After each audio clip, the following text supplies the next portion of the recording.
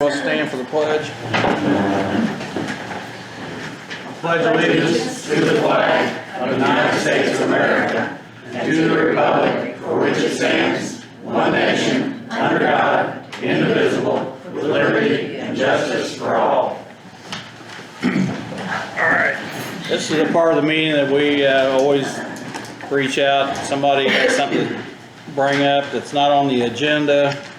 We'll say that we can't act on that tonight, but we can take it under advisement and possibly bring it up on the next meeting. So at this time, has anybody got anything that's not on the agenda? Marcella? You have an update tonight on that equipment that's going to be able to be returned, getting that money, so we don't have to pay that money out, or you know yet? Not yet. We're still working with our attorney and working with Stryker and working with EMS out here to determine exactly what's going to transpire there. So until we go through that legal process or a more in-depth process with Stryker, we don't have an answer yet on that. So I know the equipment that's still in a box that's still not been used is still not going to be used. So until we determine what's going to happen. So I know that's not a good answer, but that's all I've got right now until we push the envelope to see where we're going to go. So anybody else? All right, we'll step right in here. Nick with LifeSpring. How you doing, young man? I'm doing well, thank you. So this is closeout for the LifeSpring facility project in Austin. The CDBG funds were utilized.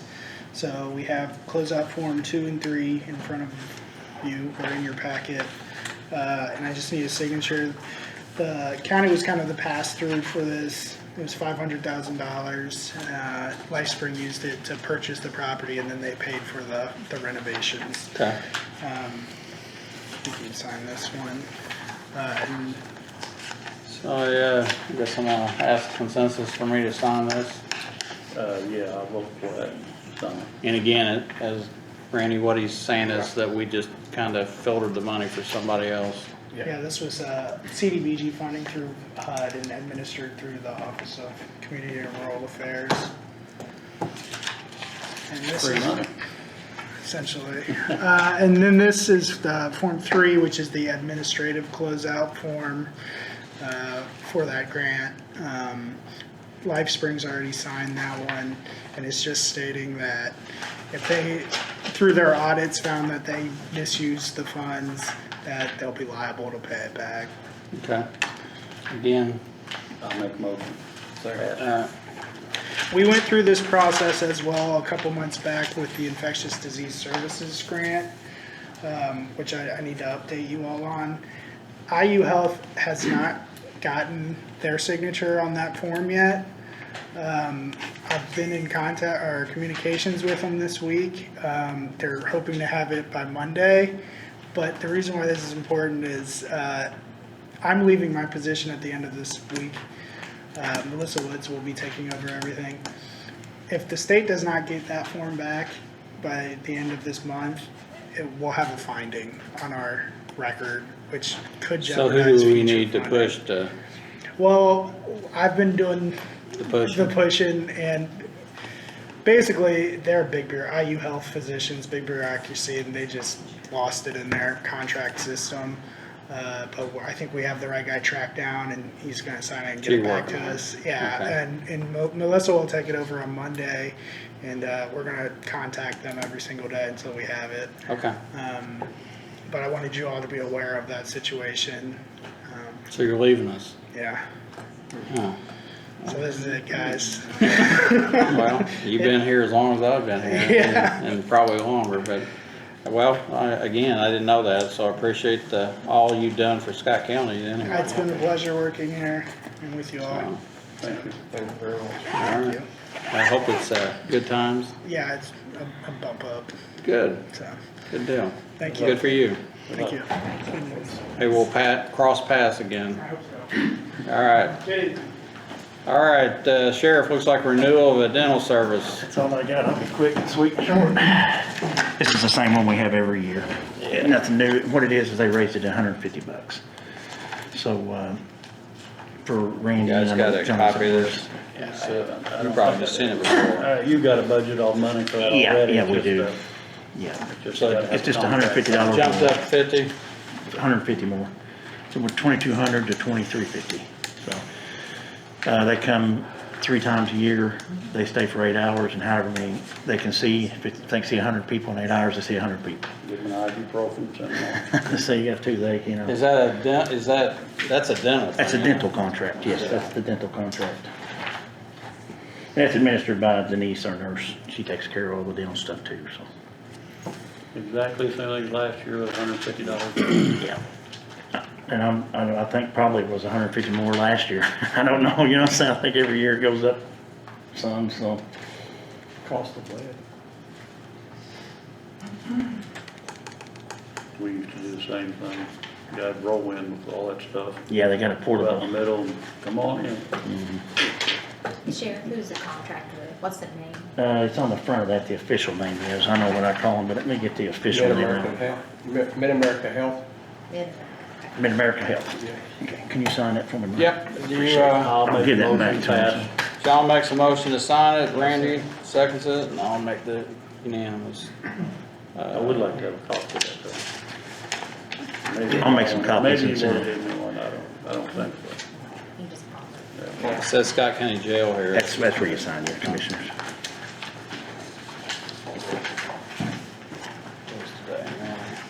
They haven't signed it yet, have they? Yeah, they signed it They already. did. Yeah, they went ahead and signed it. Once he signs it, and you guys take it back, you can just scan it, email it to me, and I can stick it in the commissioner's file. That'll work. That'll work. Is this all we done for the sheriff? Yeah, that's it. I have a question. Okay. Because I was, it was brought to my attention. Mhm. I heard that we had a reserve officer at the 11-mile marker watching a construction site in our car. It was with a reserve car is what it should have been. The reserve deputies bought, or, yeah, the reserves bought 3 Explorers. Yeah. It was an Explorer. Yeah, it's one they bought, but it's an overtime project, and I've got I know what's going on with it. So they started in Scott County. It was the one out here at the bridge. I mean, is the county making money on this or just the officer? It's just the officers. It's a off-time, it's an off-duty gig. We're not paying them. Right. It's that construction company is what it is. Okay, So- I guess the complaint is it's our vehicle, our insurance, and it's our fuel, and it's, if he was to shoot somebody, it would come back on us. Yeah, I understand that. This is the same as every other gig we do. I mean, if you want to stop that one, we can stop them all, you know what I'm saying? And I'm not trying to jump in, like, I know where Yeah. you come from, but It's it's nothing new, you know what I'm saying? pretty common for departments to do this. It- Now, I can just go from the past, because I did it too. Well, The only thing, I just Our want you to know county where I is was already- at. In the past, I don't know what you're doing, but I'd always have the guys pay for their own gas. And the way you do that, they'd have to gas up to the end of the shift. I mean, we would know how much, if they had a full tank when they went in, we'd know what left and they had to pay for that. But I understand it, it was just, in my case, it was just a chance for the guys to make a few extra bucks. And I don't have a problem Yeah. with it. I don't care. I mean, if you don't want to do it, I'll tell them, you know what I'm saying? I just wanna make sure that, that somebody's not making money on the county's dime. Well, I mean, because that's gonna get us all in trouble. Just me personally, and I suppose I'm coming from being over there. But I would welcome the chance for the guys to make a few extra dollars. Well, me too, I just don't want Yeah. the county to have to pay for him to make it. Well, we're doing it right now at Samtech, and we're in Yeah. in the next 4 years, we're gonna be doing, all that construction is gonna be out here in Yeah. front of us. But that's in our Yeah. county, Yeah, I get that, Yeah. I get that's in our that, county, I get that. so. The only problem we have with that is obviously, you know what I'm saying, when they start working, if they're at the 29, and they're going down that, it's kind of hard to say that, well, we got to stop at the, 24, and then there's somebody else that has to come in because they pay those guys by the hour and it's an independent contract. But like I said, I don't care. It's a way for those guys, you know what I'm saying, to make some money, and they fill the cars back up, you know what I'm saying, with gas, you know what I'm saying, and Well, I the mean, hours they as put in long for as free, they're- you know. If Yeah, they're I filling the get vehicles back up with gas. Yeah, I get it. And that's the reason why I said those Explorers, because they actually bought those, the reserves bought those and donated them to the sheriff's office. So it's their vehicle, but it's our vehicle with insurance, I get that. Yeah, and Absolutely. if they're filling the vehicle back up full of fuel, I don't have any problem. Yeah, Yeah. that would be, and I agree with that, that's, well, I got I it. didn't feel like our fuel ought to be paying for I it. just, Yeah, you'll somebody brought it absolutely. up to me, I didn't know. Yeah, yeah, absolutely. And for me, we gotta ask what is out there, I don't and blame you. everybody knows now. Yeah. I just got a couple of things. First of all, and I know a couple of years ago, I brought this up, not just to you, but to past sheriffs, is, how many vehicles does the sheriff's department have? How many are actually running, and can we get rid of some? Yeah, I So, get that. I know we have 19 deputies, I believe, is that correct? Yes, and then we got our part-timers too. And we got part-time. How many part-time people do we have? 7 right now. So, and I'm gonna ask this question, I mean, do they take those vehicles home? They do. They're not supposed to drive them off duty, you see what I'm saying?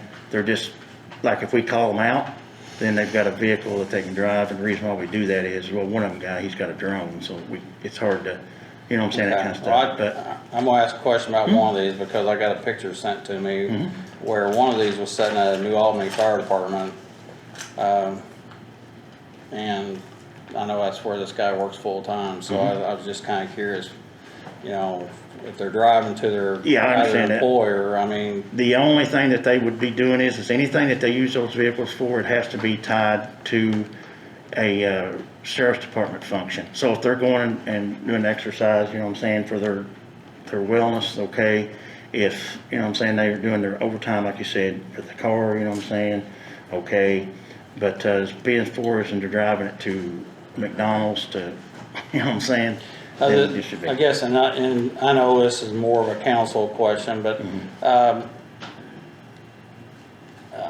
the 7 part-time, I mean, would it be beneficial to the county if we hired somebody, maybe 2 more full-time? and Would you not please? have- Would No, you I'm please? just asking Well, because. yeah, because that's a good question, I'm glad you brought that up. Because, you know, we've got 7 part-time people that we've got cars that are leaving the county and they're running fuel and the liability of the insurance and everything else, but. Right. But are they, where's the benefit to having a part-time versus a full-time? They say it's benefits, but I'll do this right here. I'll make a motion. Hang on a Will second, you? let me throw something in, just because I'm going from experience again. Yeah.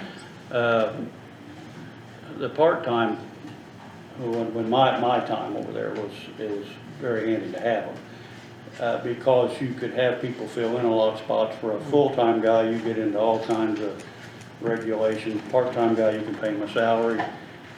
And you don't have to get into all this overtime and all that kind of stuff. And if you're better to work a part-time guy than you are to work an officer overtime. I don't know how much overtime you're doing. But I agree with what you're saying about keeping the cars at home. If you had some kind of a register, if a guy is on training, which I know they have to do a certain amount of training, where if we saw some car somewhere, we could call over you and say, show me. Yep. Yeah, I know that happens, but Yeah, if part-time, a lot of times, as long as they're totally qualified, it's cheaper for the county. every police officer we got's on the part-time Yeah. right now is academy certified. Yeah. So you, But I know you have to do a certain amount of it. Yeah. And most of it, you can probably do over to jail. Most we of do it. in our training center. So, but I get what you're talking about when you say you see a car down New Albany or something, that's hard to explain, although there may be an explanation. So if you knew if they'd left, they had to leave a record of it. Yeah, and what I would say is this, if somebody sees something other than that, let me know. 'Cause, I mean, I'm not, Oh, you don't you want know. it either, I don't. No, absolutely not. Yeah. No, you're Well, I mean, I don't exactly even know who the right. guy is, I just had, actually, I didn't see That would be it. Josh Julia, I I had, think, so. I had actually a taxpayer send me a picture of it sitting in the parking lot, so. Yeah. The last thing I got for you Yes, sir. is, I know the budget talks were, you guys, all the departments went in and talked about budgets. Yeah. And I heard that you asked for $2 million extra for Yes. HIV drugs. Yes. Can you explain that? Yes, sir. Only thing I can do is explain to you what the, for like having 20, we went through that back when all the debate was going on what it would cost. And whenever I have to make a projected budget, I have to project if something else happens. You know, if they give me, you know what I'm saying, I can ask for $5 million, but if they give me, Yeah, you see where I'm coming from? But I have to make sure I have enough money to do that. And as of, is what I'm being told, and I gave a copy of an agreement that they sent me from to the council, that as of December 31st, that they will no longer be giving us any money. all right. So I have to make sure that I prepare for that. Now, if they give it to us, that's benefit for us, but if they don't, then I have to be prepared to pay that. All right, let me clarify something, because when the needle exchange program was debated, and I think the comment was made that we were gonna be on the hook for a bunch of drugs and all this other stuff. I reached out to Jeremy Turner with the Indiana Health Department, sent an email to him. He replied, actually, Randy called him and he replied with an email. I followed up with that and spoke to him the night of the meeting when we voted the needle exchange out. He stopped in front of this desk and said that nothing was gonna change, He never told me that. well, I have an email, because in the last 2 weeks, I reached out to him again and I said, Jeremy, we're being told that, you know, the sheriff's asking for $2 million additional For dollars. 2022 now, not 2021. I don't, yeah. The new Not for budget, not for the this new- one, yeah. I get that.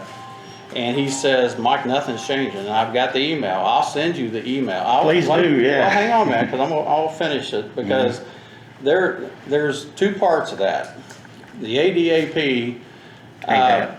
pays for each, well, first of all, they pay for HIV patients outside of the jail. But once if an HIV patient is incarcerated in the jail, a clock starts. And that clock is 180 days. Yep. At the 181st day, if that inmate hasn't been processed through the court system and released or put on home arrest or sent to the Department of Corrections, then the county picks up after 180 days. That is what currently happens right now. Absolutely. That's what happened last year.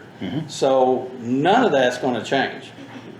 That part. Yeah, that's all the same, yeah. That is never going to change. So the part that is going to change is that a Indiana University Health, you know, campus or whatever sends a nurse down here, and there's also supplies that they provide. Those things are in a grant form, which Jeremy said that Indiana Health right now, or Indiana Health Department is looking at that right now to determine whether they're going into a different direction because of infectious diseases and also this COVID stuff that's going around. So they're looking to see if they're going to leave it in those programs or they're going to move it to some other programs. So, but anyway, I guess where my question is, back to the $2 million. Right now, at the 181st day of an incarcerated HIV patient, we're having to pay that anyway. No. So We're who's not. paying it? The state is. The So- state, we don't pay for anything HIV related. So at period, nothing. 180 days, so he's telling me a bold-faced lie that Yes, we don't pay for that. No, absolutely So not. who's We do paying not pay. for it? The state is. State who? I The mean, the state, governor? Jeremy Turner. Well, I'm gonna call him tomorrow, because Do it. he's telling me that. He's telling you wrong. We don't pay for nothing. On the HIV related, we don't pay for zero. That's the reason So why I said at 181 days, somebody else is paying it. they are. They're paying it. Well, I'm gonna ask him, You because need he's, to. well, Yep. I will, because I got his email right there. Well, that's good news, the whole story. What is good news? Well, that's but- what I'm saying, but that's what they sent me and said they weren't gonna be paying anymore. That's what I'm telling you. Okay. Okay, hang on a second. Yeah, that's what they sent me the letter, and I gave it to the council. I don't know if you got it. I read the letter. I know the grant that was under included a nurse and pharmaceuticals. And I Yes. think what they did was that your nurse just dispensed right out of the Walgreens that DOC dispenses out of. So whenever you're incarcerated HIV inmates they got treated just no matter What they, what how number long? of days they've been in there, and it Right. was all under that umbrella. And Yeah. I know when we got the renewal the other day that I signed, it was only for half that amount and through December 31st of Right. this year. That's what I'm telling you. That's all I know, but that's what I think it was. That's exactly, pharmaceuticals. that's I'm exactly. gonna what reach saying. out to Jeremy, cause, here's exactly what he says. Commissioner Jones, treatment coverage for the incarcerated individuals under the ADAP program is not changing. Indiana provides coverage to incarcerated individuals through the AD program on a transitional basis for the maximum time allowed, which is 6 consecutive months or 181 days. On the 181st day of incarceration, responsibility for the individual's care shifts to the jail under the requirements of the program. Yeah, yeah, but they're paying it now. They're paying it for us. We're the only jail in the state of Well, Indiana, county jail. if I was for paying for it. 91 other jails, I'd be suing the state of Indiana. Yep, that's what they need to do. So. You need to anyway. tell Jeremy, he needs to get him a good attorney then, because that's exactly what's happening. Well, for the guy that runs the program that tells me that nothing. Call him on the phone right now. I'm- Call him right now. I'll talk to him. Right. Call Dr. Box. I'll be glad to call him if you I want don't me care to. about Dr. Box, I mean, She's the, I'm just telling you what. I know what she is, I've talked to her, but I I'm mean. telling you what they told me. I'm telling you what they're telling me. Well- Now, what he's telling Well, you, then, so the piece of paper that you sent, that you brought to the council, and I read it, it didn't say anything any different than the nurse and the pharmaceuticals, which I think it was an amendment 1 and amendment 2 was going away. yep. The nurse They and said- the drugs, And not the drugs. anybody that we have over 180 days, we have to start picking it up. I didn't say that in that form. I'm just telling you, they're paying it. So if we have to go back pay, you know what I'm saying, because they're paying it, they're paying I'm it. gonna just tell you right now. Hey, I'll tell you, call him right now, man. We gotta tell him, we put him on the spot. You know what I'm saying? He Yeah. can't say nothing different then. I'm just Because telling we'll you both be what, sitting here. I'm just telling you what he sent me in an email. He sent, actually, I don't know if I sent that to you or. I'll tell you this right now, and I told you this before. We were the only jail, county jail, obviously, you know what I'm saying, through the state. We're the only county jail that they paid for everything for our HIV patients, even past 181 days. They paid for everything we had because of our cooperation with the state and doing everything they were doing. We were the only one. It's kind of funny how the email doesn't state that, so Yeah. but I will. You need to tell him he needs to be corrected But I will- because. but I will- Jerry, do you have some documentation? What's that? You have some paperwork? Yeah, I don't have no bills. Well, that's what I'm saying, that she got something that should have been paid. Yeah, I and they'd I all didn't done through understand Indianapolis. The grant, the way it was written. It was all really done through either, Indianapolis. Because it just was generally listed pharmaceuticals. And then all I knew was your nurse, whenever we Paperwork. called her, because we were so confused by the paperwork. You just because got we it, didn't- yeah. We didn't understand how it was written, so we contacted your jail nurse directly. And we asked her, what do you do with your medicines? And she said, well, I just call the Walgreens and they send me the medicines. And we're like, yeah, but it doesn't say what dollar amount. It's just her pay that was on the grant. And then it just said listed underneath supplies, pharmaceuticals. Yeah, because the state paid it all straight from the And state. then whenever we did the renewal, we noticed that the dollar amount is lower. But that's just the renewal, and I think they cut her time in half or something, I'm not for sure, I can't remember, I have to go back and look, because it was 40-some thousand. Yeah, they're paying for half of Which your- seems so low, it didn't make sense to us, so that's why we called the nurse and asked her, Well, how she do you was get your only, meds? she's only there, you're 40 talking about her hours. salary? Because She has a there's 40-hour part of that grant was Paid for tied her. to her being there to help the Yeah, HIV. I saw the 40 hours.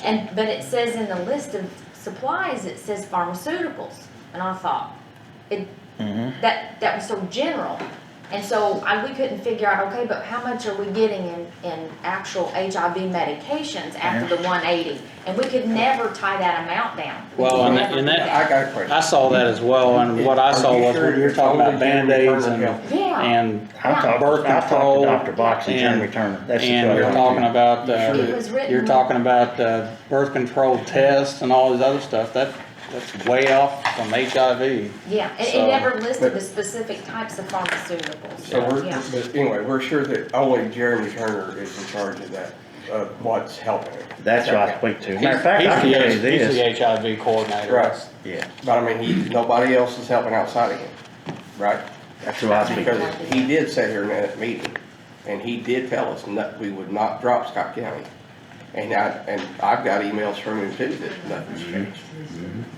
I can tell you this, the reason why I know that is this. Whenever June the 1st happened, whenever we had a couple of new guys come in, and the girls, whatever, in the jail, and they had HIV, Nurse Denise brought me 2 bills for prescriptions from Walgreens, and they were like $4,000 a piece. And I said, what's this for? She said, this is for HIV meds, we gotta start paying. I said, no. I said, they're staying, we've got this until, and I called Jeremy then and said, hey, listen, Dr. Boxer, Jeremy, one of them we spoke to. So I told him, I said, hey, listen, I said, we got this, and she's like, no, everything's the same until January the 1st, because it ends December 31st, and then after that it ends. So we sent the bills to them, those 2 bills went straight to them, and that's what they paid.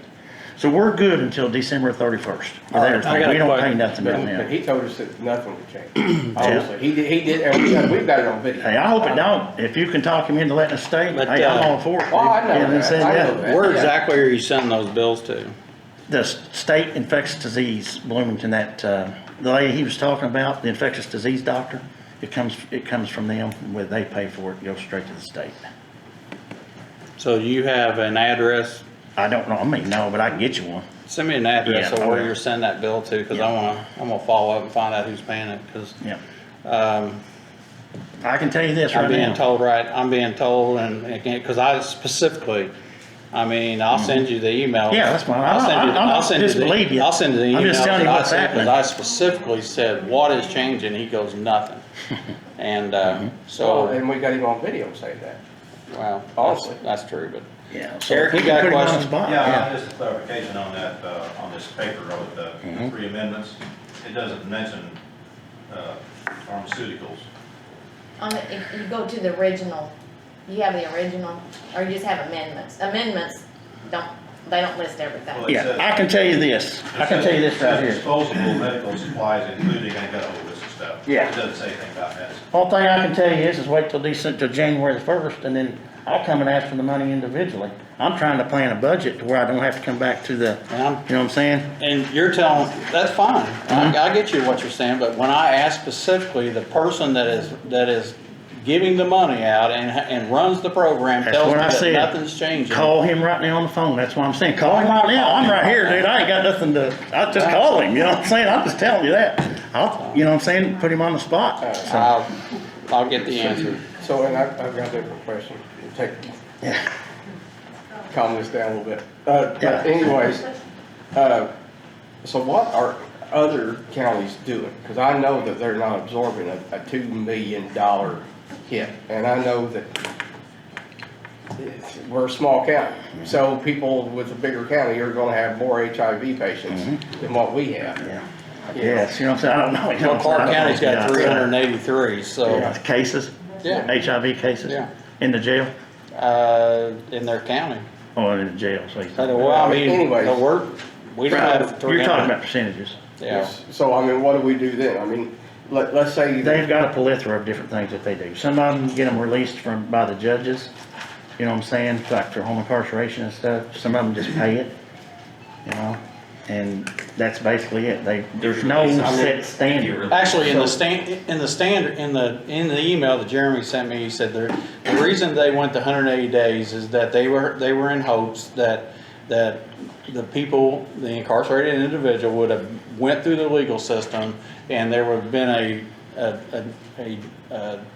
I guess a end to their stay, whether they're going on to. Right, DOC, because if they go to DOC, we don't have to pay for Or if they go home on home incarceration. If they go home on incarceration, they're out of the jail. Right. So they go back to the other side. Right. So, I mean. That has what I'm nothing to saying- do with me. What I'm saying is, I mean, you know, it's almost a moot it. point. Yeah, I know what you're saying. We get to 180 days, we gotta gotta just pay. do what the same thing other sheriff's departments are doing. And if the judges ain't, you know, processing them through fast enough, That's something then, you have to talk to the judge about. you know, and, you know, hey, I hate to say this out in recording, but maybe they need to rush up and do their job real quick. I mean, That's up but to the if judge. it's You gonna talk to the cost $2 million judge. to the county. Yeah. So, anyway, if you can give me that address of where you Yeah, send those bills. it's the infectious disease doctor who's is, so I'll get it. But like I said, I don't think- Send it to me and I'm gonna find out who's paying it, so. Yeah. I mean, I think we're all on the same side here. We're just- Yeah, like I said, you get the money. There's gotta be a way hey, to work that's around right. this $2 million. Right, exactly. We can't afford it. And, You're trying to get the bills paid, aren't you? yeah, that's what I'm doing. there's nothing to, that's what I'm saying, I'm being straight with you. I have nothing to lose, nothing to gain. This is nothing to me besides paying the bills. And I can tell you this as a fact, that's why I said we'll put Jeremy Turner on the spot on it, is this.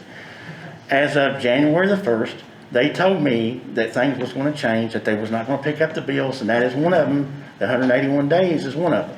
You see what I'm saying? If they're not gonna pay, then, you know what I'm saying, that's another one of the things they're not gonna pay for. Well- I do know the nurse was on that form, and different things that they do, like testing, they have to do viral loads, I guess, and different things. I don't know, I'm not a nurse, so I wouldn't wanna speculate. Wouldn't have a clue. But I can tell you this, I do not pay a penny for HIV patients right now, no longer if they've been in there for 1 day or if they've been in there for 3 years at our jail. Well, That's I'd what like to I'm know telling who's paying for it The then. state is, I'm telling you who's And paying I'm for just it. saying, you know, Well, I'll call the as governor a and team. find out You need to. if he's paying it. Because if he's telling you one thing and telling me another, he needs to be called on the line for it. As a team, Republican, Democrat, forget all that. This ain't got nothing to do with Right. politics. This is No, I about know paying the that. bills. That's what I'm saying. Yeah. That's what I'm saying. As a team, I don't we mean to need be to- difficult here, but if we need if to you're gonna come up- pay it, maybe we ought to let it happen.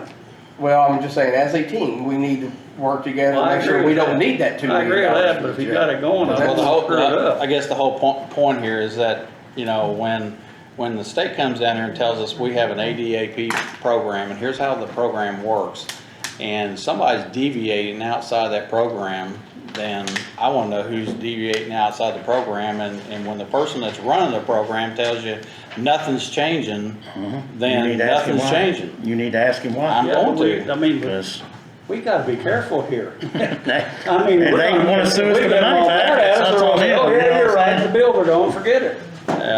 I can just tell you, we're not paying any money. I don't control when the judge lets people in and out of jail. I don't control home Oh, I know incarceration. you So don't. that's out of my hands. I'm just telling you, and we're on the same page. I just gotta pay the bills. If they happen, I mean, it ain't like, okay, we're not gonna pay you, I can't say that. I mean, So, if we're one of Speaking of nine, that, too, good luck to us. you said you don't control who goes in and out of the jail, did they reduce the numbers over there for the COVID? they have reduced some numbers in the jail, yes. Yeah. So they do it all the time. Well, I mean, I can't speak for the judge, I you know know, what I'm saying? that's another Yeah. story, but they do it when it's, all right, that's all. And I will say that the judge and the prosecutors have worked very well, you know what I'm I saying, get the it. sheriff's office and everybody actually, you know what I'm saying, around. I get that. So, actually, we're on the same page. I hope we don't have to pay too. I hope we don't Well, have to I pay don't nothing. either, you but I know don't what I'm want, saying? I'm trying to get it clarified of, when somebody tells me nothing's changing on the financial end, and then you're telling me, going and saying, you know, we're gonna need $2 million, and I'm saying, why do we need? And when I went to Jeremy and he tells me again the same thing, he's already clarified, I wanna know, I guess if I have to go beyond him to find out. You if- need to. Because that's why I said to call him up right now, because I don't care to put him on the spot right here in front of everybody and make him, they can tell the truth, you know? I just think regardless, we don't need the $2 million, and we just gotta work together, no matter how hard it is, to make sure we don't need that $2 million. I Yeah. mean, Other counties are doing it, we can too. We're Well, my not- whole thing, I mean, once We're again, smart. once again, I guess this falls into, you know, somebody's character is that, you know, the same people roll through that jail over there all the time. So, you know, if a person's HIV, you know, or has cancer or anything else goes through that jail, you know, we need to be able to treat them, but the point of it is that, you know, sometimes, somewhere, somebody needs to change their lifestyle and the way they do, you know, do their. I'll let you talk to them about that, because we Yeah. lock them up, you know Oh, what I know I'm that, saying? but I mean, the point of it is that, you know, maybe they need to, I don't know what the answer is, but it's the same people doing the same thing every day. I mean, that's insanity, so, anyway, I don't have any more for you, Jerry, thank Yeah, you for that's answering basically my it. question. So, No, I don't have anything, I just. Hope you come back, sorry. what's that? No, I ain't Hope you going come back, back. sorry. No, I mean, like I said, Ain't rough on me, man, I just tell the truth. I'm not trying, like I said, I'm not trying to argue with you, I just wanna No. know where you're getting your information and That's where it. you're doing it, so I wanna know who's telling somebody Tell you what I so. suggest is this, I'll meet you somewhere, you can come to the jail, you can go wherever, we'll call Jeremy on the phone, and we'll sit down together with him and say, hey, listen, you said this to him, you told this to me, now who is this, who's Well, I telling have it the in an truth? email, it wasn't a phone call, Okay. he sent an email and stated it, and I sent an email back to him that stated, I'm clarifying, and he came back again and clarified, here's nothing's changing. The only thing's changing is the grant for the nurse and those list of Band-Aids and Yeah. birth control and, Send me the email, and what I'll do is I'll tell them I got a copy of this email from you, I wanna know what the deal is, cause, so, alright. Well, We're good. and maybe this should be a public meeting also. Maybe we should do this during a public meeting. That way, everybody, including the people. Well, I'd be up to who him hired- whether he- hired us. he might not like that, but I don't care a bit, you see what I'm saying, I don't He care may one not. single He may bit. He came down here, Yeah, Oh, he's been, Right, and yeah. we got him on video saying that, but I Yeah. mean, you know, we need to lay it to rest. We need Yeah. to know I just what wanna we're know looking what, at. I mean, in if 4 it's, months. if somebody needs to budget that, then we need to budget that. If not, then we need to, somebody tell us, hey, nothing's changing. right, I totally agree, we're on the same Alright. page, cause that's Good dollars that I can't Oh, I spend, you know what I'm guarantee saying, we it. need for other stuff in the county, so, you Yeah. know, we're on the same page. Yeah. And, We're there. we're there. Alright. I Thanks, think sir. that's it. Appreciate it. Okay. Zoning map amendment, ordinance 20, hashtag 2021-2016. I have 3 guests with me tonight, Barbara Pop, Ray Hibbard, and David Church, and if you'd all like to come up and take a seat, that would be lovely. Here you go, Ray. You can sit right here. Thank you very much. And I'll sit here. Thank you. There you go. Oh, good. How you doing, sir? How are you? I'm doing good. We come to you tonight, August 11th, we met, the Plan Commission met. Most They of us- did? Yes, most of us met on Yeah. time. Some people don't answer Mr. messages. Jones, yes. Mr. Jones is the vice president of that, and he missed it. Actually, I asked about it and I got an answer at 8:30. Yes. Nonetheless, Anyway. we had 7 members present, which of course is more than what we Alright. needed to consider a rezoning. It's 1.34 acres. It is right at the intersection of State Roads 3 and 56. Some of you may remember this a couple of years ago. The late Joe Lucas was still alive at that time, and he thought he had a buyer for that property, and he got it rezoned B1.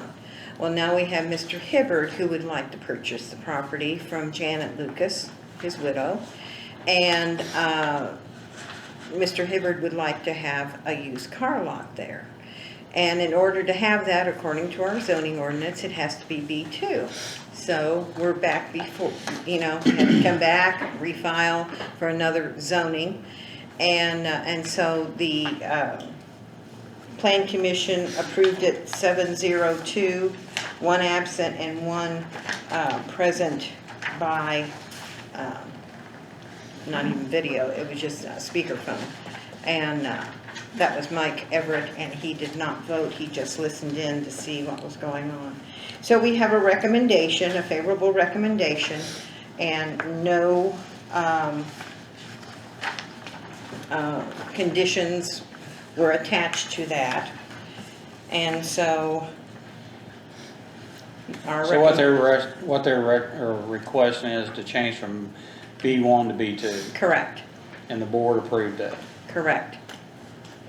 Yeah, They didn't even give him a hard time. that's unusual. I know.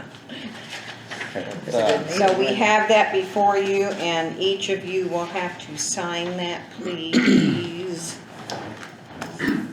So I guess as far as the property, did you buy Both of it these. all or just a corner? About 16.9 acres.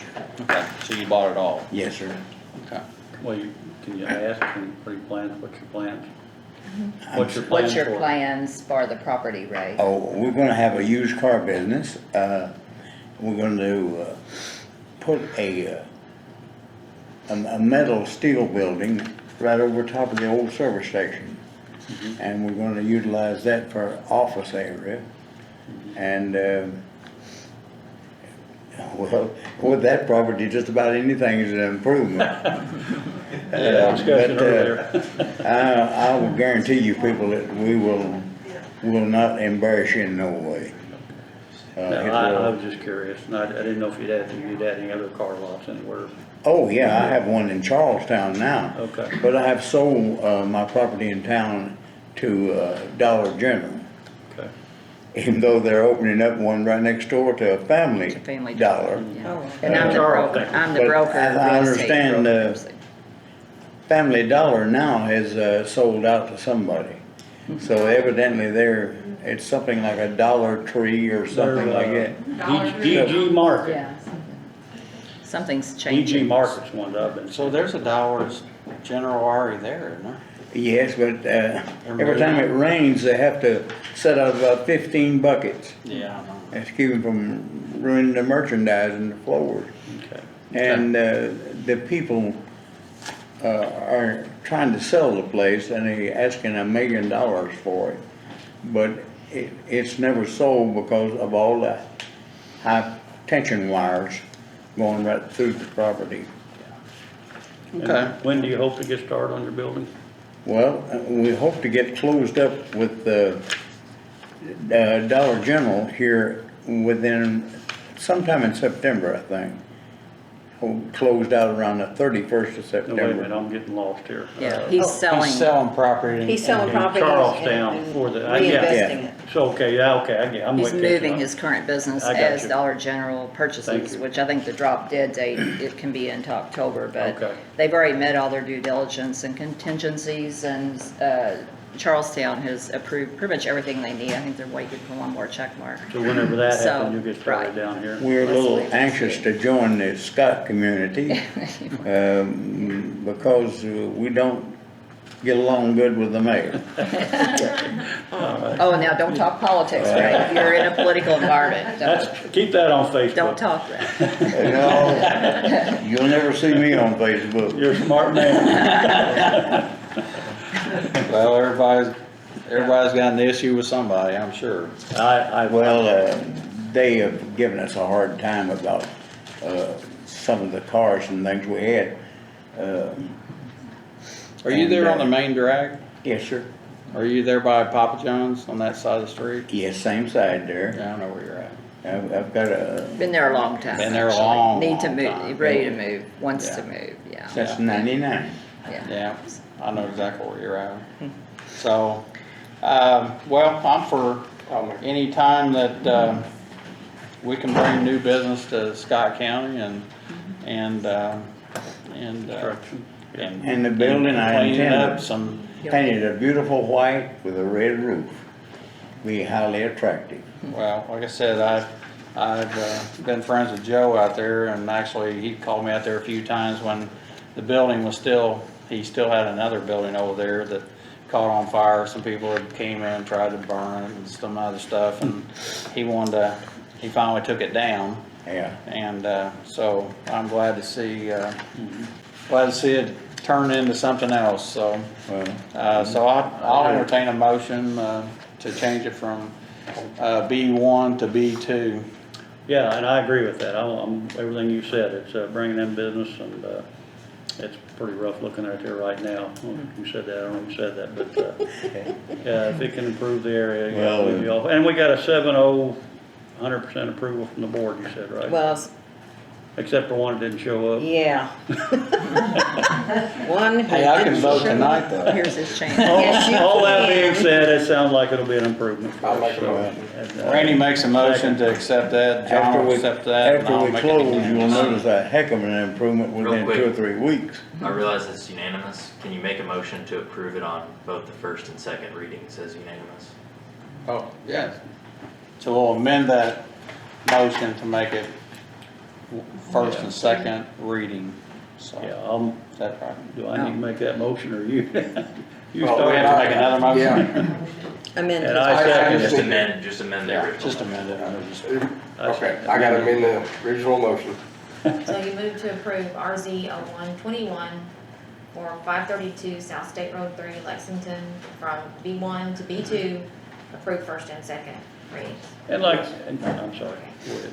And I was talking to Marty You about this. seconded that one too, right? Yeah, yeah. Just, I was talking to And Marty you made it unanimous. about this earlier. Somebody Yes. earlier tried to give out the impression like it was gonna cost taxpayers money, but it sounds to me like it will bring money to us. No. Yeah.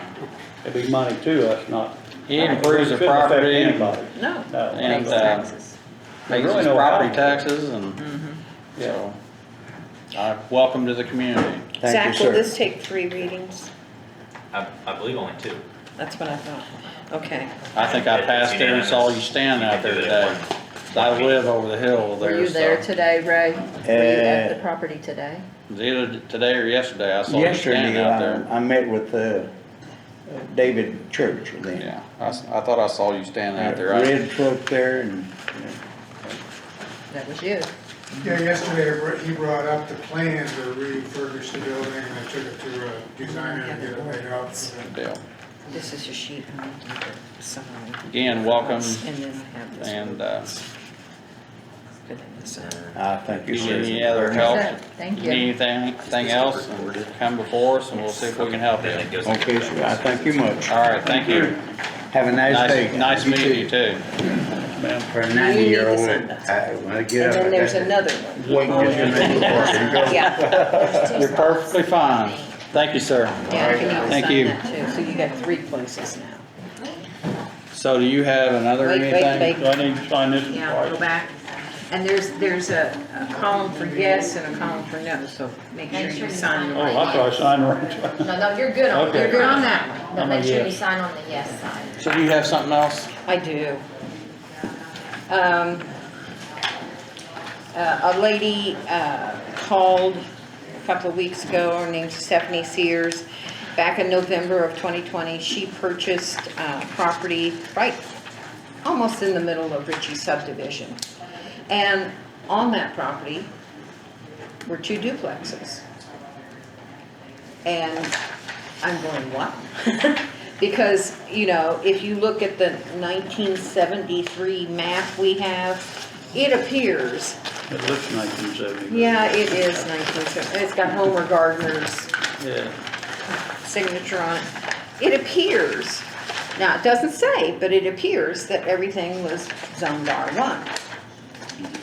We have no idea how these, apparently, Mark Gardner just sent me a message today saying that he thinks he's got it tied down to where they were built in 1987 on those lots. And always, since the assessor's office looks at the use of the land, they have been paying for R2 taxes. But the property has always stayed R1.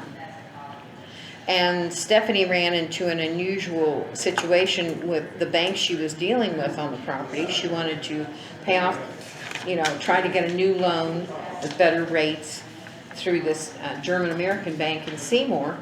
And they told her, well, they sent an appraiser to me, and I looked it up on our GIS and it says it's R1.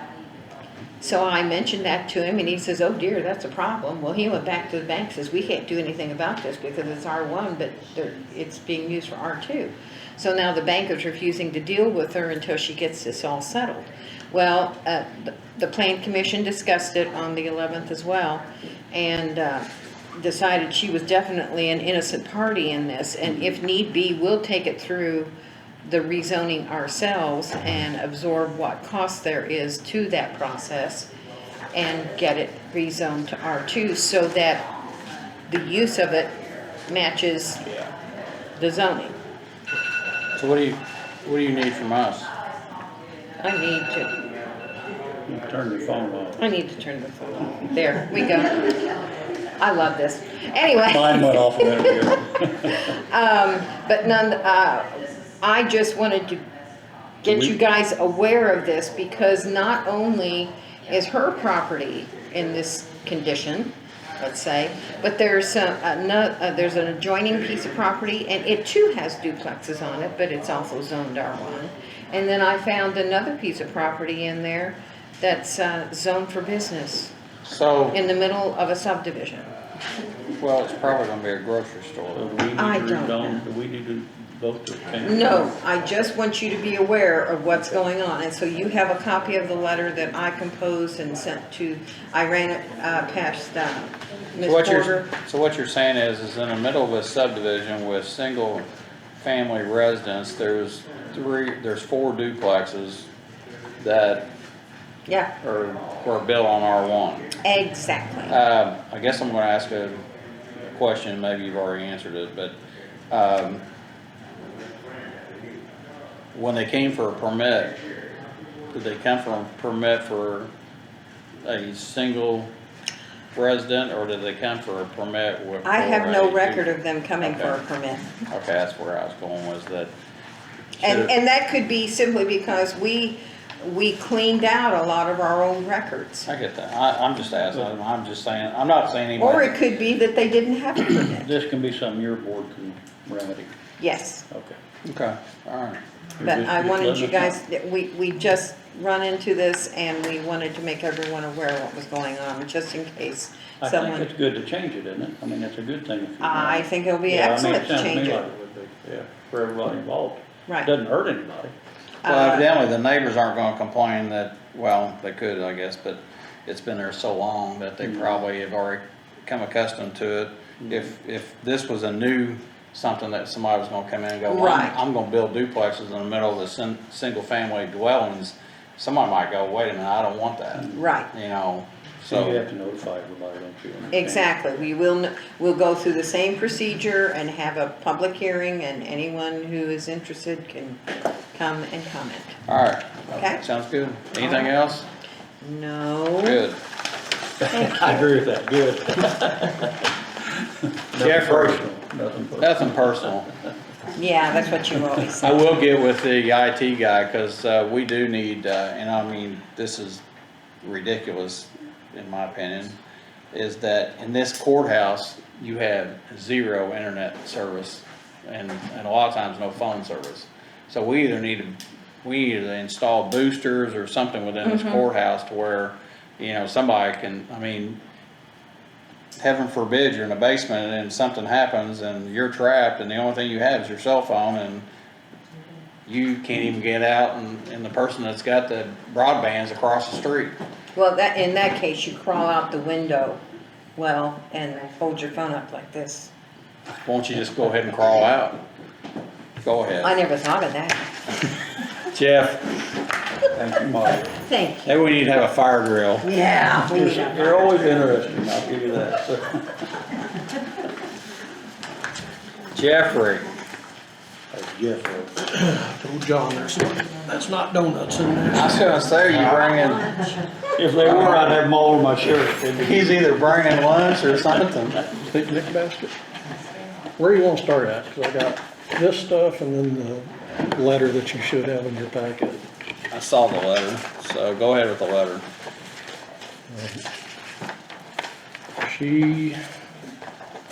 The letter outlines it, and why I'm asking for the extension is that it will be costly to get, you know, somebody else in there with certifications and all that stuff. She's already certified.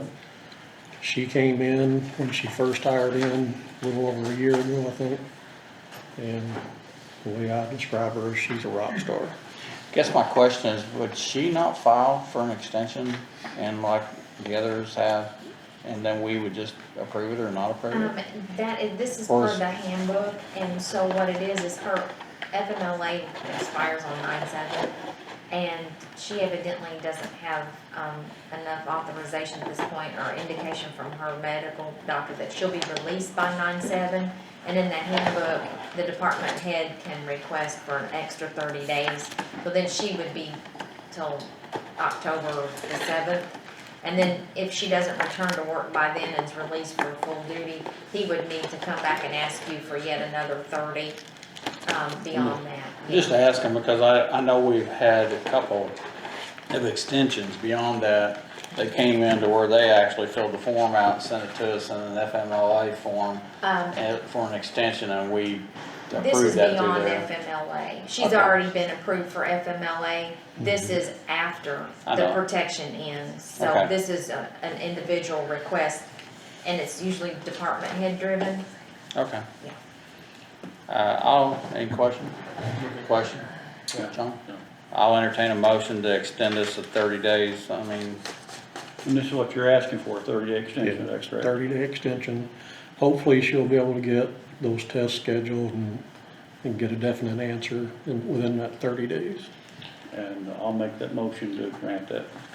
Second. I'll make that unanimous. I got a question, and I don't wanna talk about her medical conditions or anything, but is it something that down the road she could come back on a light duty basis?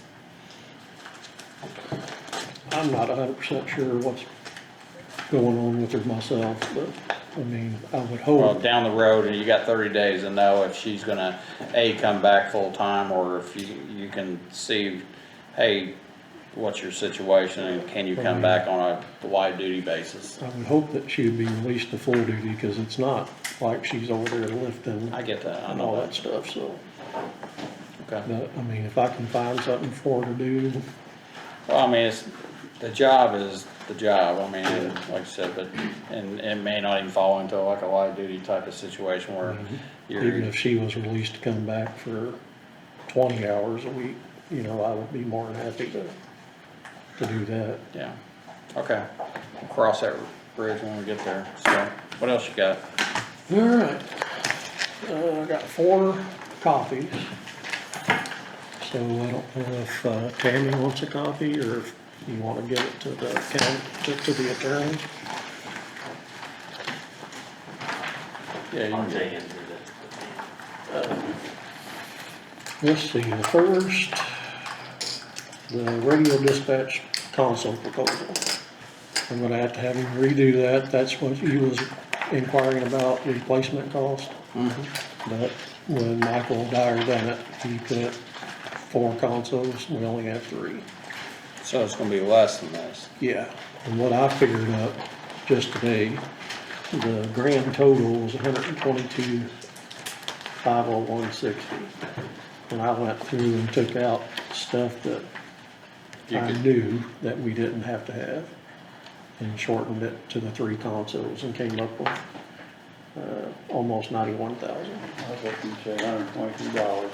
No, 122,000. So you've kinda went through it myself. and figured out what was the third Yeah. one or fourth, you know, taking one of them out, and Yeah. you got down to about 191,000, or no, 91,000. Almost 91,000. But I can get that redone, but that's just a round ballpark figure of what you was asking. Well, the reason I'm asking for this is that when we start talking about ARP money and some other stuff, that I'm gonna try to utilize, or push to utilize some of that money to get you back up to the state of the art. I guess the question I've had over there before, and I see it again here, is New York and Indianapolis and some of these bigger cities, do they use mobile radios for their 911 centers? Yeah, that's, because I asked that question after you did. I mean, And that is, according to ECS, that's normal. And I even asked Motorola the same thing, and they said, yep. and I guess what John probably knows, but I'm gonna, and you might know, Randy, as well, but what I'm saying is that for every channel out there, EMS, fire, sheriff, city police, Austin police, for every department out there, or there's a radio over there that is for that particular channel. So, Just like you see in your cars and fire trucks. In my radio room, they've got racks built that they brought in, and the radios are just stuck in there. And that's how it operates. so you And think, just about as good as right there in your room. I mean, it's as good as. Yeah. but where I was getting at was that you would think it'd be one box that all this communication goes into and goes out of, but it's, you know, it's each radio is for each department or channel that is, Each and frequency it has just its doesn't, I own mean, radio.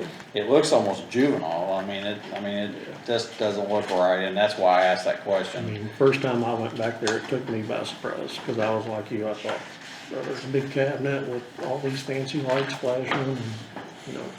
And you've talked to several companies, and you think these are your best deals? We have a contract with this guy now, Yeah, don't we? we're under contract with ECS currently. County have a contract? When do we sign up? How long we've had this radio system, like at Dan least 10 McLean. years, Dan McLean brought it. at least 10 years. Well, I'm just saying the commissioner signed a contract, Yes. saying 10 years ago, okay. I would assume that was before my time, but it was for my time too. Apparently for all of us. yeah. But, this gets, I mean, and I guess with bringing this stuff in here, and I know you got two other things here, but we're bringing this in here, does the software that we have, Yeah, it stays. so everything, if we said, hey, we're gonna bring this system in, pull everything else out, everything, if he switched it in one day, we'd be up and running and on brand new radios and everything else. This right here is just replacement cost for what we currently have. This one is the new system. The upgraded And that's the system. upgraded system that he's talking about with, and, Yeah. and I guess let me explain to everybody again, is that we're talking about, right now the county has repeaters out on towers. You got 3 repeaters in the county on water towers. And the way they're set up, they're on the side of a water tower. And your transmission goes in at like a cone shape. So you're not getting, if you're on the back side of that tower, you're missing that repeater. So that's the problem. And they're dead, and there is dead spots in Scott County. Yeah. Backside of Hardy Lake, on the other side of Lexington, on, Concord Road and out that way, there's dead spots out there, so. But this booklet here, the multi-site simulcast, is new technology. They just installed this system in Brown County, a 2-site system. They're suggesting 3 sites for our county. There'd be one in Austin at Boone Water Tower on that new big tank they put up. The Scottsburg site would be the Witch's Hat Tower by the interstate water tank. And then a tank out in Lexington that is by Kent Water, Over at Kevin's house. probably. I don't know, there's a picture Probably of the it. only place the county won't get out. There's a Put picture all that of it. stuff in. And if you flip back through the very back, it shows you the sites and it shows you the water tanks. The circles on the sites is 6-mile radius. And I asked the same question, because if you look at down here at the bottom of Findlay Township, it's outside that 6-mile radius. So my question was, is that not gonna receive coverage? In the way I was explained, back in the very back, there's some color pictures, and that's your, the test they run for coverage. And one that I like is the very last page. If you look at it, it's red, white, and yellow. It's hard to see, well, not really hard to see, but you can see Scott County outlined. The yellow represents the Austin site, the blue represents Scottsburg site, and the red represents the Lexington site. As you can see, anything in these pictures that are white, that's where you're most likely not gonna have coverage. There is no white in Scott County. And this is all based on a 5-watt portable. So this stuff out here, that's in Jefferson County, and this is in Clark. Yep. And That's you what I can, was doing the same thing. And then you're saying no white, what am I looking at? yeah, all that white is in adjoining counties. If you look at Scott County, there's no white in there. Well, maybe, no. Actually, if you go back a page, John, this one here is a solid red and yellow and blue. And the thing about these, the simulcast system, if the Austin tower goes down, then the other 2 towers kick in, and they're not losing. So nobody's gonna lose, Nobody's losing any coverage. it's just gonna pick up on another one. Yeah. I guess the other question I would have, like 800s, you can key a radio on 800, and if the system's full, you're gonna get a busy signal. Is this gonna be like, and that's why I like the digital system, because when you key the mic, your transmission went out. And me and Michael Dyer had a long discussion the other day in my office, and I brought up Randy's question. Is this system, you have a central server that'll be located in my radio room, I'm assuming. These 3 sites send that information to that server, it votes and sends it back out to the site with the strongest signal, most reliable. And Randy asked about a delay, and I learned something new in the meeting, that people assume that sound travels at the speed of sound. It travels at the speed of light, so he said there is, by the time it sends it from your radio to the server and back, you're talking microsecond. Okay. So little, you won't even notice. So it's, well, actually, the TV stations, actually, they created a delay on, you know, On purpose. you talk, yeah, on purpose. Me and my wife talking in the yard on her cell phone, because it was like, Really? oh, yeah, From one room to the next. yeah, yeah. I can watch her mouth move and then hear it. Yeah. This is pretty impressive when you look at, in the yellow, you got Seymour up there, and it's showing that you could virtually talk on your handheld radio north of Seymour and be able to talk to dispatch here. Well, that's what has mystified me when our digital system first came in. Of course, I retired, but I was working on Blankenbecker Road, and I could hear on my portable radio traffic in Scott County. But I could be in Scott County at times and not hear a word, you know, and that's, you know, and like I said, you know, and I understand all the logistics of it, but when you hear other counties on, and you know that guy's on a handheld radio in Washington County, and he's 30 miles from here, and he's talking on a handheld, and you can hear him. I mean, it's just crazy. I mean, they recently installed this in Brown County. They are absolutely loving it. They have no dead spots up there, and they have a lot more terrain than what we do. Harrison County, they, Yeah. went What's down- Harrison County do? Because we know that they've got the best. Harrison County's going to this system after the first of the year. I guess Tested it out. The sheriff even got in the creek barefoot and walked down the creek with the radio trying to make it fail and couldn't do it. my question again would be, I know outside of the sheriff's department, everybody else is on low band. And what would this system do for, if anything, for the 800s that his officers carry? Not gonna do anything. Okay. And I'll tell you, I had Motorola and ITSEC in my office today.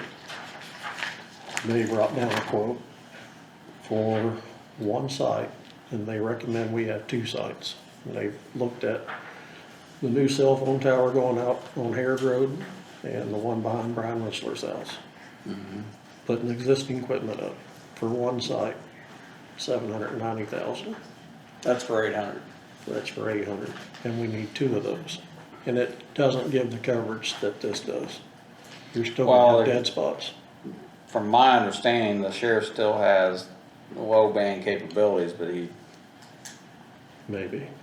He does in his cars. I was told today by one of his officers. well, I've been told that too by That deputies that, they got rid of all their handhelds. I didn't know that. Why, I don't know, but Well, and the reason I say that is because I was going to a run, and the deputy sheriffs were on scene, and when I showed up or pulled up, they were like, you know, well, we told you this. I'm like, I didn't hear you, you know, and they said, well, once I get out of my car, I can't talk to anybody except, you know, people on 800s. Yep. So, anyway. I mean, you're looking at 3 sites with this for $490,000, I think. So we're talking $500,000. 500,000, one site with an 800 at 790,000. And it coverage is even not near as close as what this is. Okay. The only other issue, and I know you're not gonna like this, How you know that? Because, I'm Debbie Downer or something? no, because I think we already covered it last time. If you look, each of these sites have a three channel repeater. That's what that represents. Okay, I asked before this meeting if there was a 6-channel repeater. No, just 3 channels, most you can get. So, with that being said, law enforcement would have to share 1 channel. But the good thing about it is, if they were, say the sheriff's department in Austin was doing something big and Scottsburg wasn't involved, the repeaters that we currently have are still gonna function. So they could drop down to one of the other channels. They can do that from their car, Mm-hmm. so they just change the channel. Yeah, Like they go to a tactical channel or something like that. yeah, they're, Will affect the state police in any way? Okay. Same. They're on 800. yeah, they're on 800. So that's the only caveat to this is law enforcement would have to go to 1 channel. Are they on, Well, right now, they all have their own frequency. okay. See what I'm saying? But most other counties, all their law enforcement operates on 1 channel. We're kind of a holdout. And I know what you're saying, and let me try to explain this, and if you tell me I'm right. Dispatch is gonna dispatch Scottsburg PD, Austin PD, the sheriff's department if need be, on 1 channel. 1 channel. Once that dispatch is done, they can switch channels to another channel and talk amongst themselves. And then they're communicating. Actually, it's kind of like my fire radio here. I have a priority channel that if I key the mic, it goes to the fire channel. But I can listen to everybody else. So they would have a priority channel as, you know, they could come in or dispatch them, and then once they're done, you're done dispatching, they go to a priority channel, and then they're different. And what we could do, if we really wanted to, with this 3-channel repeater, all law enforcement be on 1 channel. We could put fire and EMS on 1 channel, and then we could have like a channel where they could switch to run 27s, 28s, do that kind of stuff. Yeah, that's what they do in other places. I asked about the fire and EMS being on 1 channel because my concern was what if Scottsburg and Vienna are out on a large structure fire and I need to send EMS somewhere else. Well, this system gives us the option that if, once dispatch keys up, it clears the traffic. So that those tones could go out. None of this is available on scanners to the public? Is any of this available to the public on scanners? We wouldn't change anything. Our current radios would work, our dispatch consoles would work. I think he's asking if the Can the public. public listen in on that? Yeah. Well, you used to, here's It's what, still encrypted. All of our stuff's encrypted with the exception of fire, I think. So, we have an encrypted channel, so. Yeah, you have a tactical channel, but your actual, I think it's the fire channel, is not encrypted for dispatch. Years ago, when they went away from analog to digital, they're encrypted, he's right, but, you know, technology is gonna catch up. You know, I've had people, when somebody did that, they said they had a portable scanner and they said, hey, key your radio, and as soon as he keyed it, he had it locked in, so, but anyway, go ahead. so if I'm in Clarksville, our towers run off their towers and still send the signal. No. That system in all those colors that I've showed you, like, you could even go in Louisville and talk back to here on a port. It would hit our 3 sites. Okay, so you're answering my question, that's what I'm going to know, yeah. It's not hitting So- somebody, Yeah, it's not hitting not another bouncing. county's tower, it's hitting our 3 towers. Oh, okay, so it's not having to send the It's not like signal this- from one tower through their towers No, to us? it's just Okay, on our stuff. Just on, All right. it would go through there, hit our repeaters and back to us. it's got enough strength to do that. And then it's even better on a mobile radio, you could be north of Indy and Clearsville on the mobile. Well, before we jump in and do anything like this, I'd like to go to Brown County and see it work, cause, I would too, cause, I mean, Truth is in Dyer the said pudding. get with him and he'll schedule it and give us a couple of radios to drive around. He said the sheriff would be more than happy to take us to their I'm trouble not getting in a spots. police car. Not in the back, so. That part of the door's locked and you are. And the last one was just dispatch furniture console.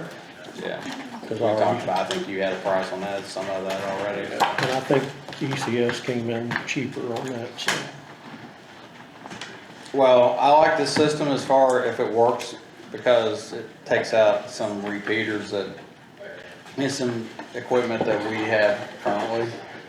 Kind of Well, it's not gonna. streamlines it. We won't lose the 3 repeaters that we have. They'll still be functional. You have a lot of confidence in this company. I'm going back, I know I am, but I don't understand why none of us are here, why we'd have a contract with somebody. I can understand why when you hire them, you have a contract. But it seems like it keeps us from branching out and looking at other companies. They service our equipment is what, he has a service contract with them. So, but it's a contract, it's a service I mean, contract. he doesn't have we don't have to buy our stuff. Yeah, that's what I'm trying to say, you've You looked at know, other companies. We could bid it out and say, we want this system, and other people bid it. I mean, cause there's the Well, same. and you're bringing up something I'm not too sure we don't have to, when you're talking $400,000 and $500,000, $600,000. Well, here's the thing. If we went with another company, like ESR, or whatever it is. There's one out of Columbus. Well, and we can Well, say they're out of whatever we Columbus. want. No, they're out of Bloomington. Okay, yeah. But the one out of Louisville that Marvel Hall works for, they sell Kenwoods as well. The only issue is ECS has the proprietary license for the system that we're using. And they won't allow anybody else on it. It may cost us more to get away from that proprietary system. How many people have we talked to? How many other companies have we talked to out there other than ECS? The only other radio people I've talked to is the state and Motorola about the 800. Now, the guy from ESR, he'll give us a quote if we want But it. you're saying this system here, he has the franchise for most of Indiana. Yeah. I don't even know if ESR deals with that system. Well, there was another company that when Michael Dyer and I kind of had a problem, because I kept asking him why isn't things working better. He kept telling me it was this, and this, and this never got fixed. And so I asked, somebody else to come in, and Greg brought a company in, and I swear those guys were out of Columbus, Indiana. They might have been north of that or something, but they knew Michael. I mean, and Michael knew them, because he wasn't real happy with them coming over here and checking out some stuff, but. I know that I have a good relationship with ECS as far as maintenance. I call them up and they're on top of it. Well, actually, also, John, Michael, if this system goes down at his house in Bloomington, he can pull it up on his computer and figure out what's going on and actually continue to keep their service going. And Michael, he owns the place, right? Yeah. I didn't know that till the other day, but. Yeah. So what we have over now, they're now come from ECS, Yeah. and they've been there for several years, I tell you. Yeah, that's the one that Dan McLean wanted, and that's what we got. And But our it's, agreement, we have a maintenance agreement. not we have a maintenance agreement, and like I said, it's a. We bought all the original equipment through them. Yeah, through them, and that system that we use with the digital and encrypted, that is something that Michael Dyer came up with or something, and it's proprietary, and he won't let anybody else in on it. Well, he didn't like, because Cuthbert Fire Department bought the software to be able to program our own radios, and he wasn't real big fan about doing that, but it happened, so. If you want me to get that, replacement thing reworked, I can. Well, it's all coming down to This one. whether we can find that ARP money or not, am I correct? Yeah. So we can talk about it That all one, night. that I told you I refigured almost 91,000 instead of 100 and something. Yeah. I can have him redo that. I hate spending money on electronics because it's always changed. As soon as we get it, it'll be outdated. Well, the thing about it is, Yes. as old as John is over here, John was part of the original equipment over there. And, Still there, some of it. and some of it's still there, and that's why I said, Don't you know, we don't have the opportunity very often to be able to upgrade, I won't say upgrade, to replace a system that needs to be replaced. And we're gonna not cross this path probably again for a long time, so. I realize the importance of it. Oh, yeah. Well, Well, it's just, you know, it's an aggravating thing. oh, it is. You go out, you buy the best you can, and in 3 weeks, The biggest issue we talk about in this room is always emergency services, Oh, it is. so we gotta get it right. It is. And again, quite honestly, we need to get this right, and we need to do our due diligence and research this and travel and see it working and know that because, you know, I'm not a guy that easily sold on something that's gonna change something I big. mean, and I'm with you, cause I suppose just from being around the wall. I mean, being And like, yeah, you're right. But I think you or somebody said earlier, these guys, they all sound great when they come into your office. Oh, You yeah. know that. And it may be great, but a year down the road, you're going, well, you didn't tell me this, you didn't tell me that. And apparently you have confidence in the company from working with them for a while, so hopefully we don't have those kind of issues. I know when something happens, like last weekend, Sunday, when we had that heavy wind and stuff come through. It just so happened that the power went out in Austin. My repeater up there, when they lost power, that's how we found out the battery backup was bad. So I went all night with Austin on sheriff's low band to communicate. I'm still. And I called Michael as soon as they dispatch called me, and he's like, I'm on it. So, Well, I will say this, I mean, there's a lot of times you work for, or you have a company that you just spend a bunch of money on, and once they get the money in hand, it's hard to get a hold of them. Everything changes. And this guy here, cause Scottsburg Fire has the same equipment, and we were having problems.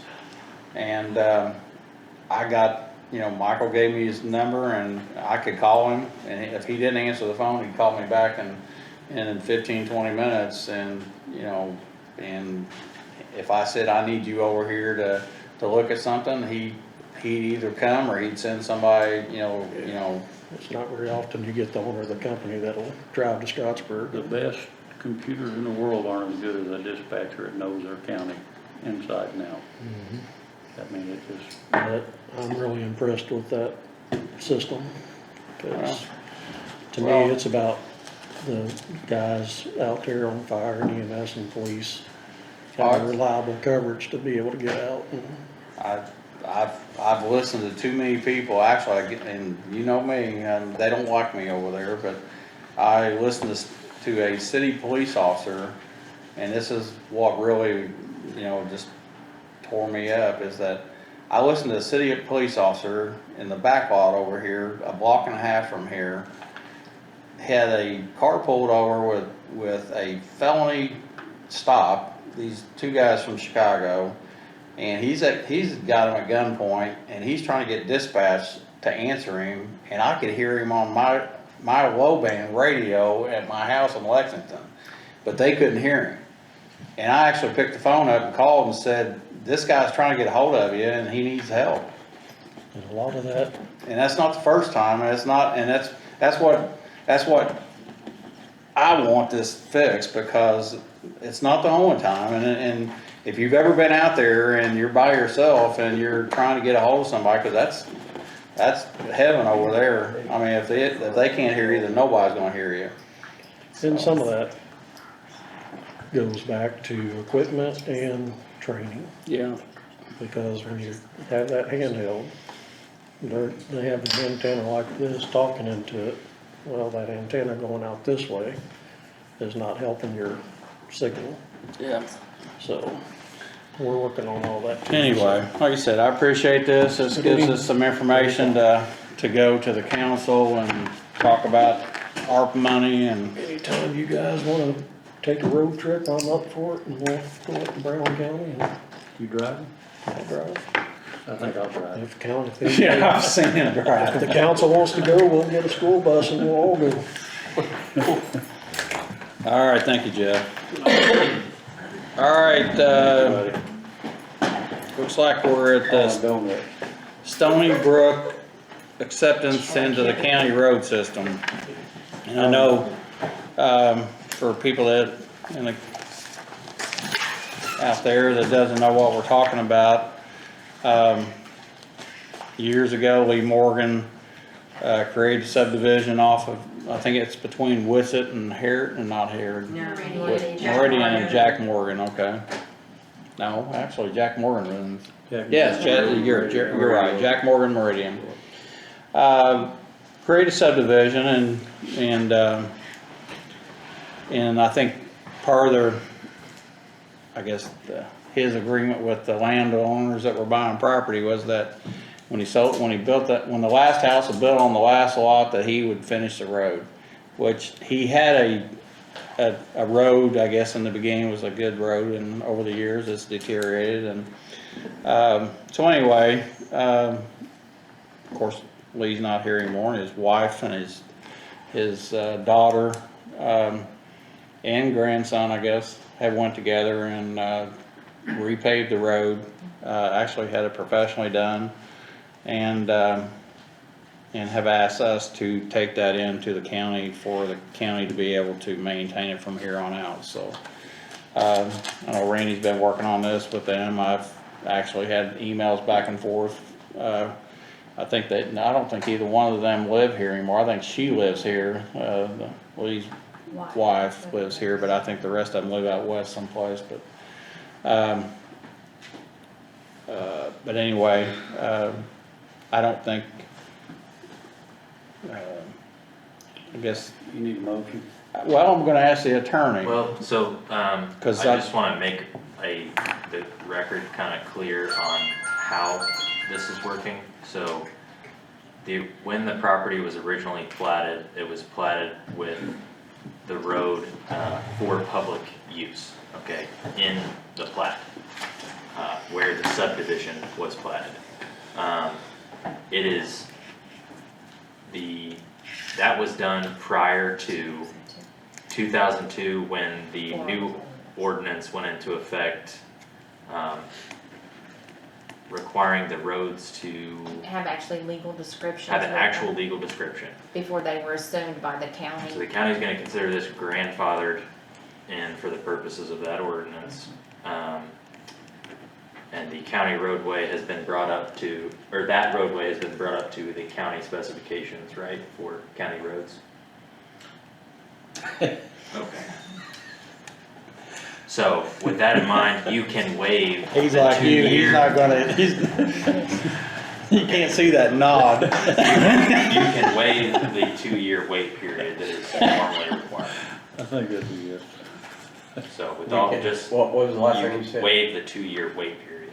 Yeah, Yeah, that's what, yeah. right. That's where, And that's, agree to accept this into the county roadway system. yeah. And I have a question, is it now gonna be known as Stony Brook Road? Cause that is typically what happens there, they will change from drive to road, so everybody need to change their address out there. Are you kidding me? No, that is the truth, that is not. Jeff? Very serious look on my face. So they will, I'll have to look at it, cause there's specifications about cul-de-sacs and drives and lanes And it's a and most of the time, whenever we change it over to a county system, it goes to road. And that's how we note it, if it's private or not. Well, my question would be, like we had before with the thing you brought about, you know, changing it 911 for fire and EMS and police, would it change? I mean, in this situation, you're gonna change everybody's physical address. Just from the same number's gonna be there. No, I know that, but you're gonna, your driver's license, But they'll your, still you stay know. Stony Brook, yeah. So they can just update it whenever, I guess it rolls around. Just Cause from they'll still my- deliver, as long as the post office. Oh, I knows. know that. Just from my conversation with people out there, this is a small thing compared to getting this road. Oh, I guarantee it. So I mean, yes, it's a problem they need to be aware of, I suppose. Well, then, It's shady. They didn't change the name of my road when they took it over to the county. When did they do that though, Geraldine? Pardon? When did they do that? Prior to, About 5, 6 years ago. well, they technically should, cause that's how our mapping system is done. That's the protocol. That's we Shady typically Lane. use. Shady Lane. I reckon we'll have to change your address now. Yeah, right. Should've Shady kept Lane, quiet. Shady Lane Road, but yeah. I don't have a problem. I mean, I don't. whatever we have to do, then, I just wanted to tell you that, looking at GIS, sometimes you'll pull up Stony Brook Drive, sometimes you'll pull up Stony Brook Road. And I was told by one of the residents there that for some reason UPS always wants it to be road. So half of them use road and half of them use drive, so. Take care of it. Hang on. Take care of it. legally, Legally, you can accept the road. we're gonna It's at your accept. all's discretion at this point. I make a motion. Jeff just told me to take care of it. So, I'll second that motion. While we making We're motion, making a motion to accept Stony Brook Road, Waiving the 2-year wait. waiving the 2-year,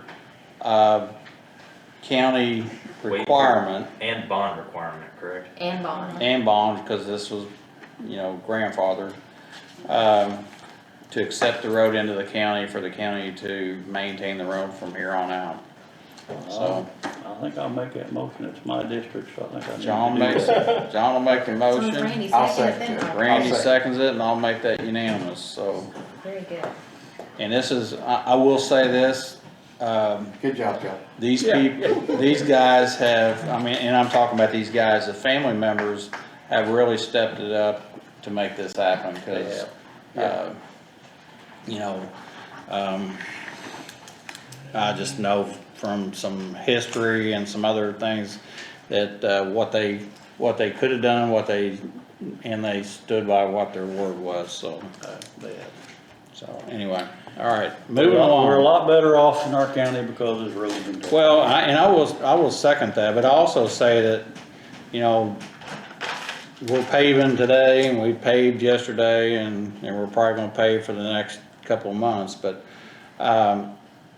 we have taxpayers that pay money and you know, some of these guys are in subdivisions that didn't get taken care of, and hopefully we can take care of some of those taxpayers, cause they deserve a good road even though somebody up and left them, so, I know it's gonna be a burden to do some of this, but, I think it's the right thing to do, so. And we have a game plan. And we have a plan. We have a game plan for Green Acres, and we have a green plan for Jeffrey. Richie Edition. Jeffrey. You're up. You gonna nod over there? I was on the spot, wasn't I? And, the gentleman that we talked about, I've had multiple conversations now that he's got my number, so. I'm sorry. Oh, that's fine. That's fine. That's fine. Okay. There's an updated paving prediction there. So, the main thing I want to talk about is Bridge 105, which is on Main Street. Here recently, we kind of found out, Silvercon started the work on it, here in the past, so we're invested into it a little bit. So I was gonna ask for council for additional appropriation of $749,000, which we have available, along with the other $300,000 that we have in there now. 300 what? $300,000 that we have in there now that we moved. This is the bridge cume. Yeah, Hume Bridge. And that would leave us with about 540,000, for 2022 to be able to finish this bridge. This is just gonna lock down material, this year.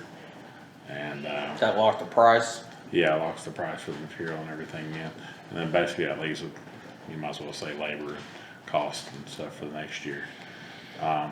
It's probably a bridge that we need to focus on, I'd say. This is the clear span bridge that they're proposing, so that would probably be the best thing for that spot.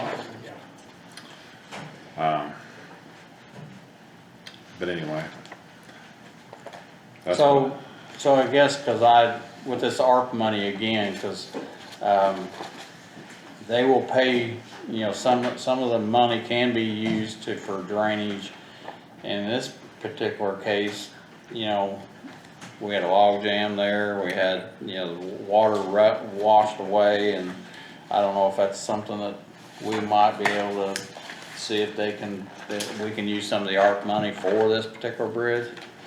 I don't know, it's something, I've got a question sheet that I wanna reach out to, Baker Tilly, and I was at a meeting with Eric Gillespie Tuesday over in Washington County, and Baker Tilly was on the phone, and they had, their commissioners and council were asking questions, so,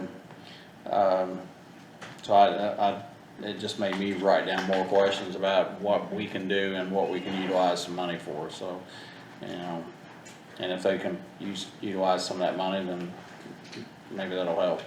Right. What else you got? That's really about it. We're just paving every day and. So you and I had a conversation about a bridge out on Presideville Road. Did that? Yes. That get locked out or? Yeah, it's completed. Okay. And that's where the other 300,000 comes from. It was on that bridge, but it's done. So we've moved out to Bridge 105, and kind of make that our focus of our next bridge repair. also, was I supposed to go to the bank and sign something for you with a credit card or something? Probably, yeah. But I I- actually got that taken. I went in there and nobody knew what I was talking Well, about. when I talked to Russ, it's me on the hook since I'm Oh, the is that the one I fiscal signed? officer. No, this is just me and then your information, Right. because the process that got started, I don't think it can't be completed like it was, so Russ has brought me the application for the prosecutor and your department, and I've got them done, and I was gonna have Lisa run them up there today, but they'll get up there tomorrow. That's fine. So I think you're good, Mike, you're good. Okay, also, and I wanna make sure this happens, but, the commissioners have a convention in November, and usually the highway department takes care of all those things.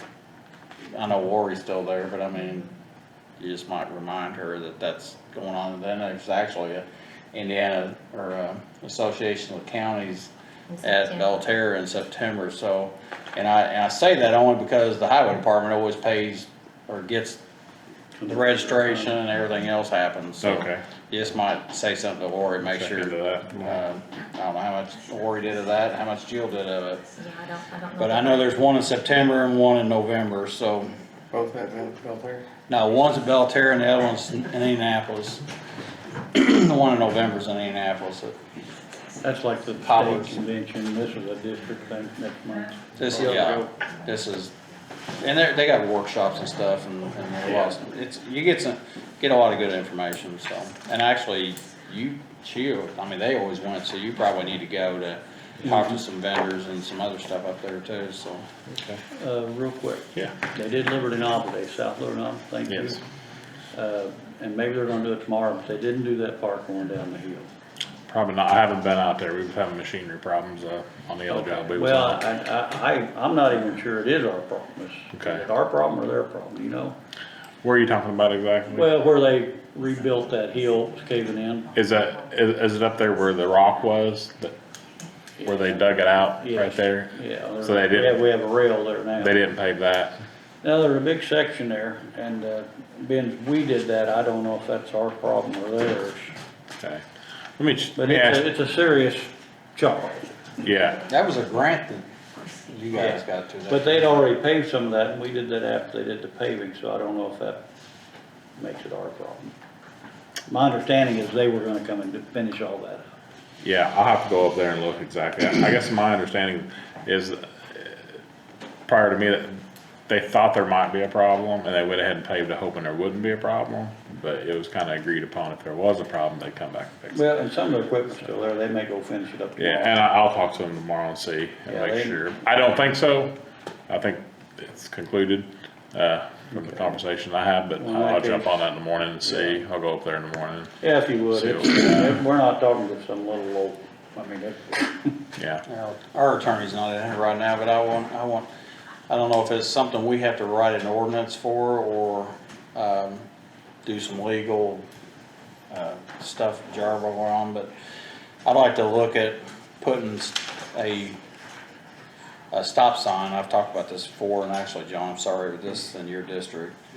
But, a stop sign on Boatman Road at Little York Road. I've already tried that. It went over like a lead balloon, Went over where? Boltman in Little York, I know, but I mean, it went over with a lead balloon with who? the neighbors. Well, the neighbors I'm talking to, they want it, Well, so. the ones at the corner don't. Well, I mean, really, I went through that and, and Actually, actually, this- we had a sign put up and well, I guess like the next day we was catching heck, I said, take it down, that ain't worth it. the stop sign? No, it was just trying to get people to slow down. Well, we talked about it in one of our meetings. I don't know if it was one that you might not have been here, but I had one neighbor actually say, don't do it, don't do it, don't stop signs. He said, I know what's gonna happen. He said, they're gonna stop and they're gonna wake me up all night barking their tires off, they're gonna throw trash out in my yard. I mean, seriously, they just said, so I just backed away. well, there was a mother that has been calling me and I don't know, and she wanted them to try to slow down, and I mean, we're talking about trying to change, you know, I guess, speed limits on roads, and that's gonna be more costly than putting a sign up saying you need to slow down, and you're gonna have to stop, so you need to slow down, then you start again, but, I'd rather know the neighborhood feud out there with it. but, the other one is at, Slab and Cut Shaw. At the church there, okay, New Providence Church. yeah. There's been multiple wrecks there, I mean, and actually, I'm not sure if there's somebody not being killed there. But, we need to break up some of this, you know, speed, I mean, somehow, I mean, and, I don't, you know, the easiest way to do is say, hey, you know, you're gonna stop, you can do what Eric Gillespie used to do in back in the day and drive a quarter mile as fast as you can, but you know, you're gonna have to stop eventually. Gonna stop paving the roads. Put chuck holes, put chuck holes out there. Anyway, if we, and I'll have to get with the attorney and find out how we can do this, but if we ever want to do that, I mean, do you have signage or do you just have to? Yeah, we gotta order any signs. Yeah. I mean, we have some, but we can order anything. Okay. Also, since you're in that business and you probably have done it before, what's those, not a hump, but a rumble strip, like those just, you know, like they put out Like on the raised three? markers, Yeah. yeah. Are those expensive or are they? I'll check into it, yeah, I mean, all that's expensive as far as that goes, but, oh shoot, who is it, there's a company out of Louisville, I got a catalog the other day, cause I was looking at some options for Lake Road maybe. That's But what I'm, it was, that's where I was is that where getting you're, at. okay, well, it was raised markers, like you said, it's that, you know, something to make you kinda look up, kinda realize that you're going fast, I guess. So, yeah, I was looking into those already, actually. Okay. So I'll get, next meeting, I'll kinda have some prices on those and some options on that. One thing I did have, cause that reminded me, of course, I know we're trying to figure out where to spend all that money, but something to maybe put in mind is, I get a lot of complaints on, trees. And a lot of them we can't cut because they're leaning towards power lines or whatever, needs bucket truck work and stuff. You know, if we could ever put together we could put together, compile a list, you know, if we could ever get a Are the contract. power companies ever, I mean, cause, you know, a lot of times if I mean, I saw them cut something the other day and it was in the power lines and I saw, man, those trees are gone, and they, you know, usually if you got one that's dead around a power line, they'll cut it, but. Yeah, I've never had any luck from a prior job with they kind of say, well, if it falls on it, we'll get it, call us. Now, you know, they do come through with contracts every once in a while. They did it up around my house, and they left dead trees around power lines because it would hit the service line, but not this line, you know, Well, type yeah, thing. But, hey, you know, it might be a thought of, Well, I've had multiple calls out on Kinderhook, and I drove out there, and there's some dead trees that are on, actually, their power line side. yeah. And I was like, well, I wanna reach out and see if, you know, So Duke what- or RMC will, you know, send their crew to cut them, so. Which piece of equipment, what are you on? Well, I don't know if we want any equipment as much as if we just had like a countywide contract that just hired a contractor, went through and went up and down the roads. If it, trees that we can cut, we'll cut them, but if it's trees beyond our scope as far as equipment goes, just have them marked and have them take each district, just have their trees marked. And Let's have them push it cut off back. for 3 more years.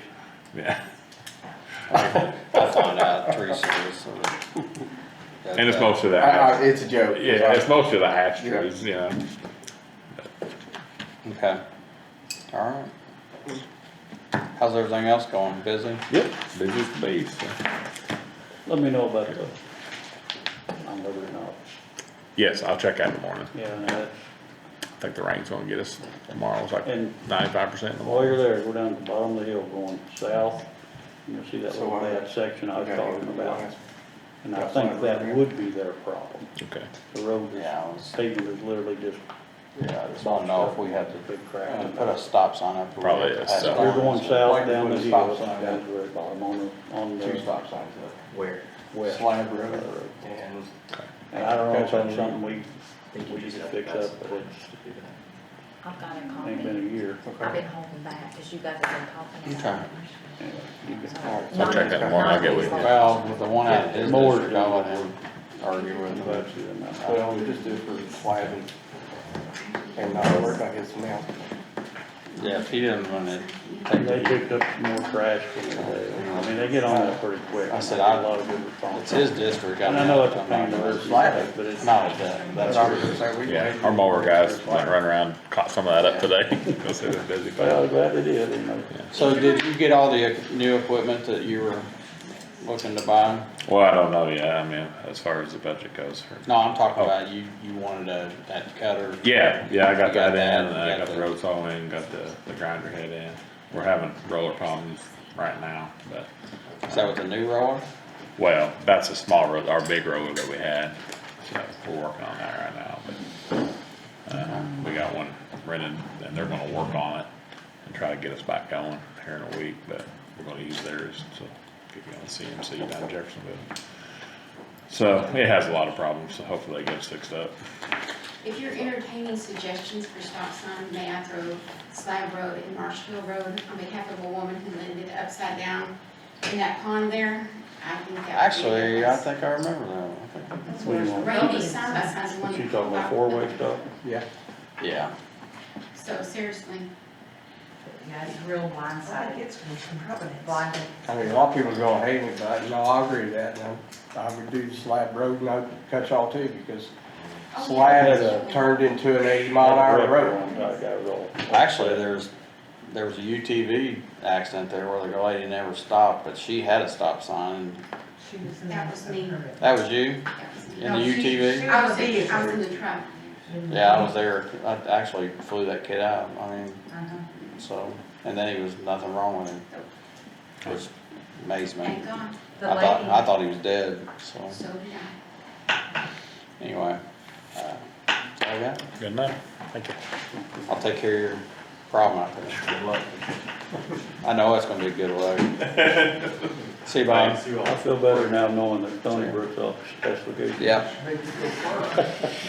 All right, I guess our attorney says that if we want to put a stop sign up any place in the county, we need to pass an ordinance for that specific situation.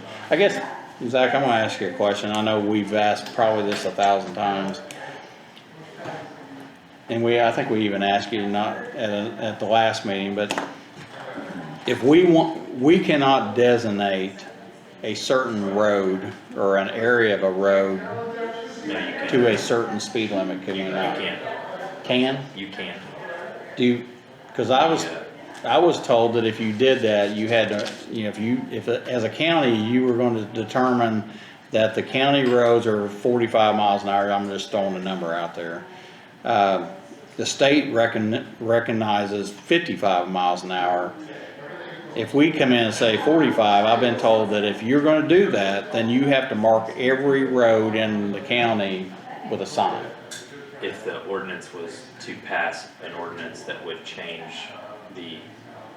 all county roads, I think that, you know, like, Mhm. And they passed an ordinance And to still do would be that. just a county, But then it got into the, do they have teeth, does a prosecutor Well, prosecute, does a sheriff ticket?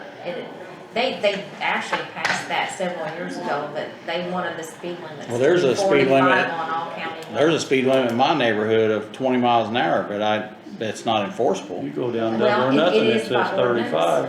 but if they would But ticket it, who's right. gonna ticket it? Yeah, because somebody would have to be watching that stretch. I'll for tell you that what, violation. and I've thought about that a little bit too, and the one I'm looking at is, of course, it's a lake.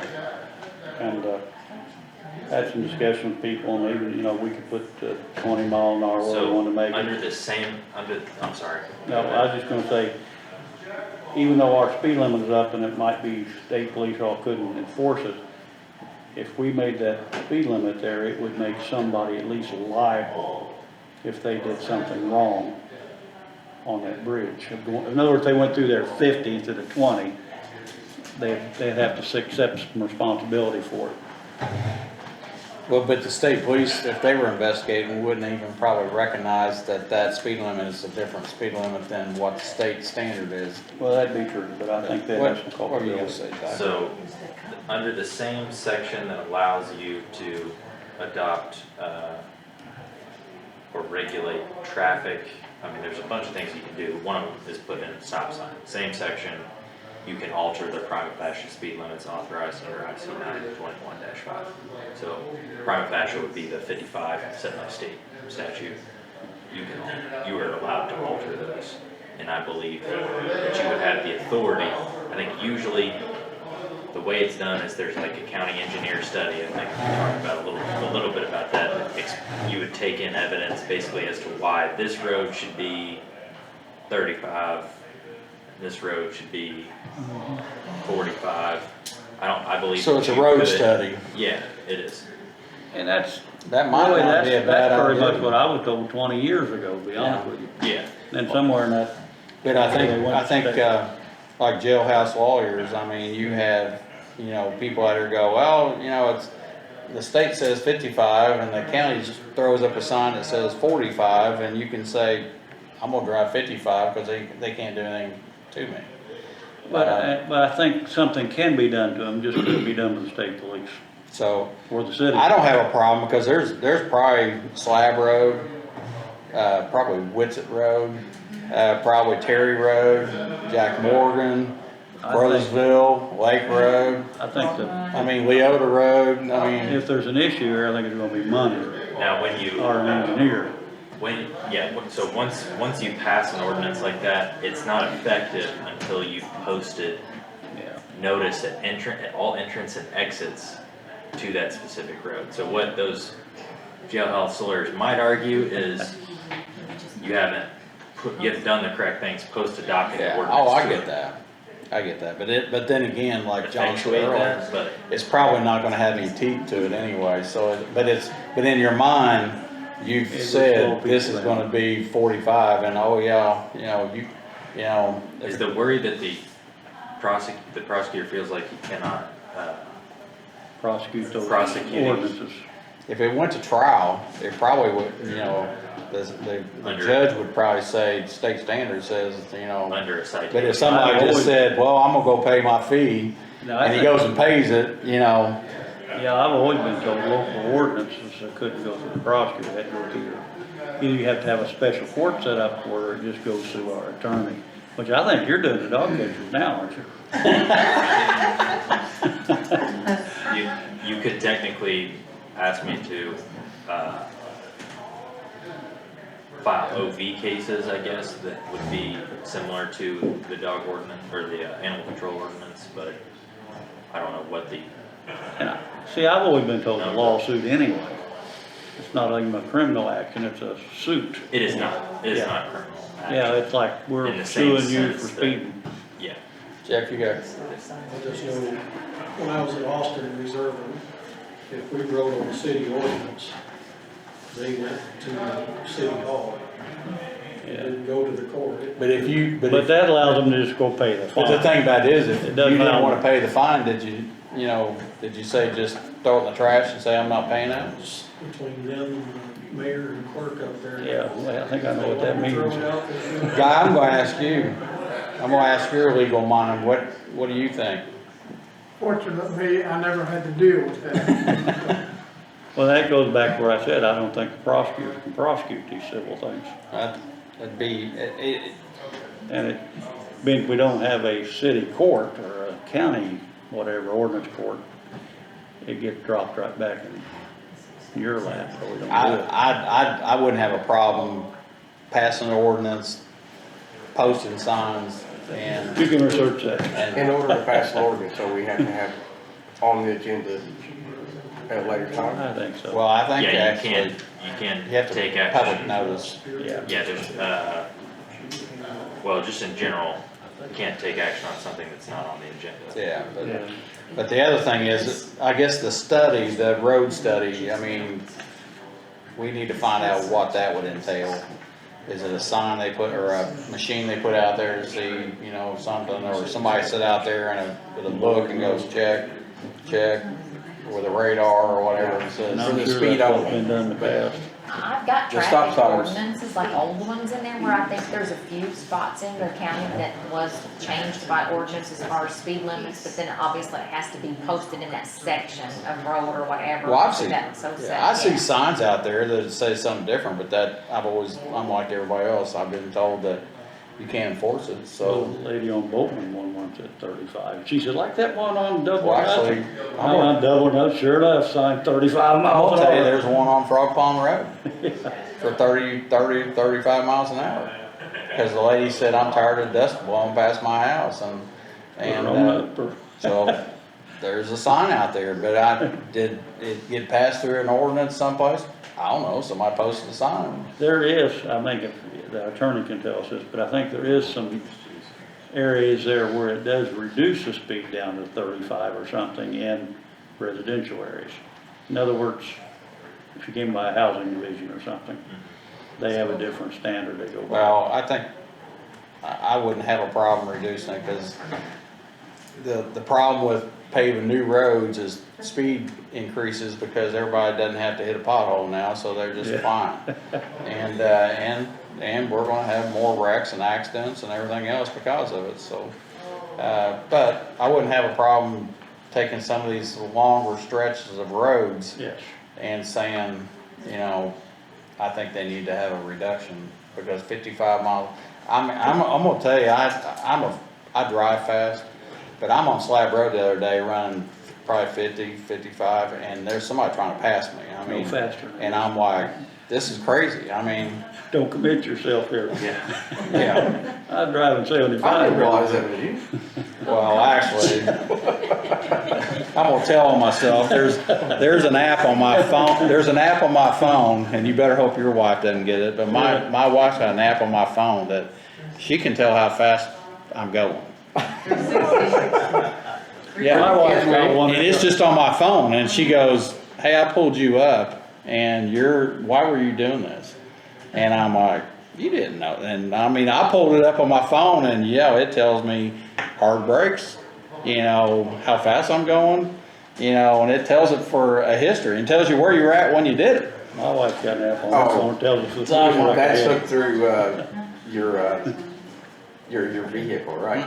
No? Nope, Mine does that through, nope, no, she don't have control of my vehicle, but it's She has a little bit, it's called, Life 360. Oh, yeah, Larry tried to get me to try that, now I disconnected. It tells you exactly where you're, Well, you don't need to know how long I stay Well, cold. none of his business, is it? I do it with my wife for the fact that her being a real estate agent, I wanna know where she's at. Oh, yeah, 'cause that. And so in turn, she puts me on there so she knows where I'm at, and then she goes every day, she goes, what were you doing? And I was like, wait a minute. So, Here in like 5 seconds. Well, you plan ahead your story you're gonna tell, right? no, I don't care. I mean, but the point of it is that there's technology out there that tells you, but we need to slow some people down in some places and so anyway. Let's move on. Yeah, question.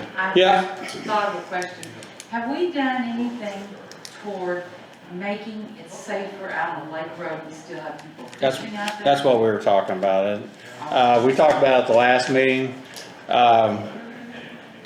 We're talking about, that's why I was asking Kevin here, about rumble strips. We talked about rumble strips. We talked about reducing the speed through that area, putting signage up. I don't know, and I mean, the city would have to say something if they wanted to stop people from fishing, but, cause it's their lake. They're not going, I mean. And I know they're not, I mean, quite honestly, I mean, I had one lady call me and was telling me all the different reasons we need to do all these things. I mentioned stop fishing, it's like, whoa, time out there, we're not going there. yeah. They can fish somewhere else, I mean, around the lake. That's just unreal on the road. It's their lake that you control the roadway, Well, I don't control the fishing on the side though. you could control fishing from. I don't think so, yeah. Yeah, well, they're not on the road. Yeah, They're on the side. They are. Oh, yeah, they are. They walk across the road, but most of them cross that rail. They fish off of They that. fish off. All right. Well, if they're Well, we on- can tell them to stay off the road. If they're fishing on the road, they should. Yeah, we can tell them to stay off the road. I get that, I get that, I mean, I don't wanna see anybody hurt or worse. Well, that's, and not to And- jump in, but that's my district. And whatever I can do to make that safer, I'm going to. I get that. And Let me know if I can help. Well, and I will, but I, fishing's come up regularly on this conversation, and oddly enough, I don't find very many people want to stop fishing on there. We'll send you pictures. But this is where we'll work with the city, and Kevin's working with them right now on that, by the way, and you've talked to him, we all have.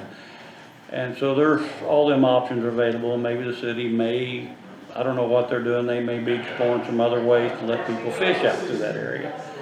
But when they get on the road especially, yeah, that's bad, but so we need to slow it down. But if they go over that rail, and our attorney can check further, but I think the city built all that.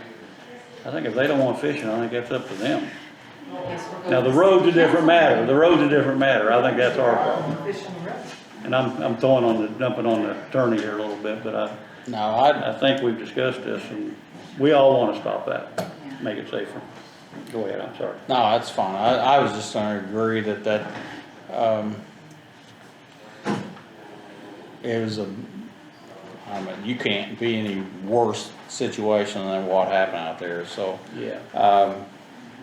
And how to go about fixing that is, kinda like the intersection at Boatman Road and 56, I mean, or Mayonnaise Alley, I mean, there's situations sometimes that you can do everything in the world and it's still not gonna fix, something bad happening, and I've been through there and somebody jumps over the guardrail, or it actually startles me sometimes because I go through there and I don't even see them and all of a sudden they move and you're like, wow, I didn't even see you there. I mean, and quite honestly, as bad as I want to say it, I'm going to tell myself again. I was running to a run the other night at midnight to an overdose, and somebody on a bicycle in the middle at 12 o'clock at night, somebody on a bicycle at 12 o'clock at night wearing all black. Somebody just went out the wrong door.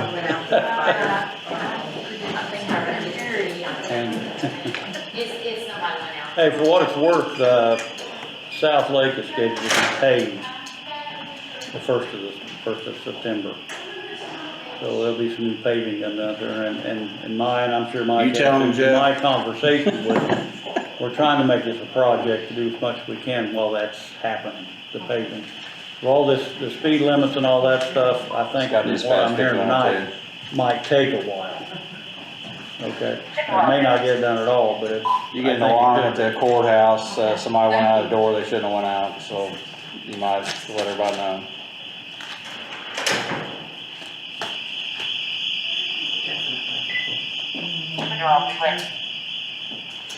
Anyway, county facilities, coroner's office, and I'm gonna give an update on the coroner's office. I put my name on on the form last night from the plans for, the architect, or the engineer that is sending those to the state, and they should have been sent to the state today for a permit to build the coroner's office at the hospital. There is with that, and with that, there is a,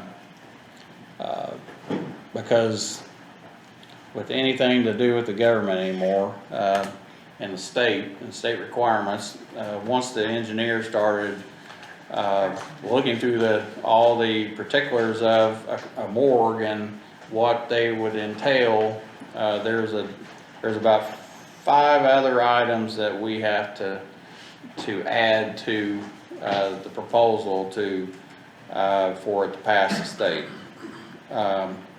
And I don't have it in front of me, but I'm gonna, off the top of my head, say one of them was 2 fans, a high volume and a low volume fan.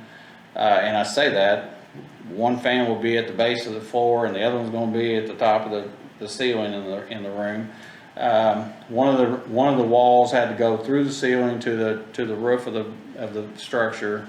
That was something that was different. And one of the other things was an alarm system, or a notification system, I should say, on the cooler in the morgue. Has to go from the cooler to the nurses station, so that the nurses station would have a light or whatever come on that says that the cooler is shut down and somebody needs to be notified. So and then the other one was a hand sink, and another one was a specimen sink. So those were not stuff that was in the original proposal that the state is telling us that we have to have in that room. So in turn,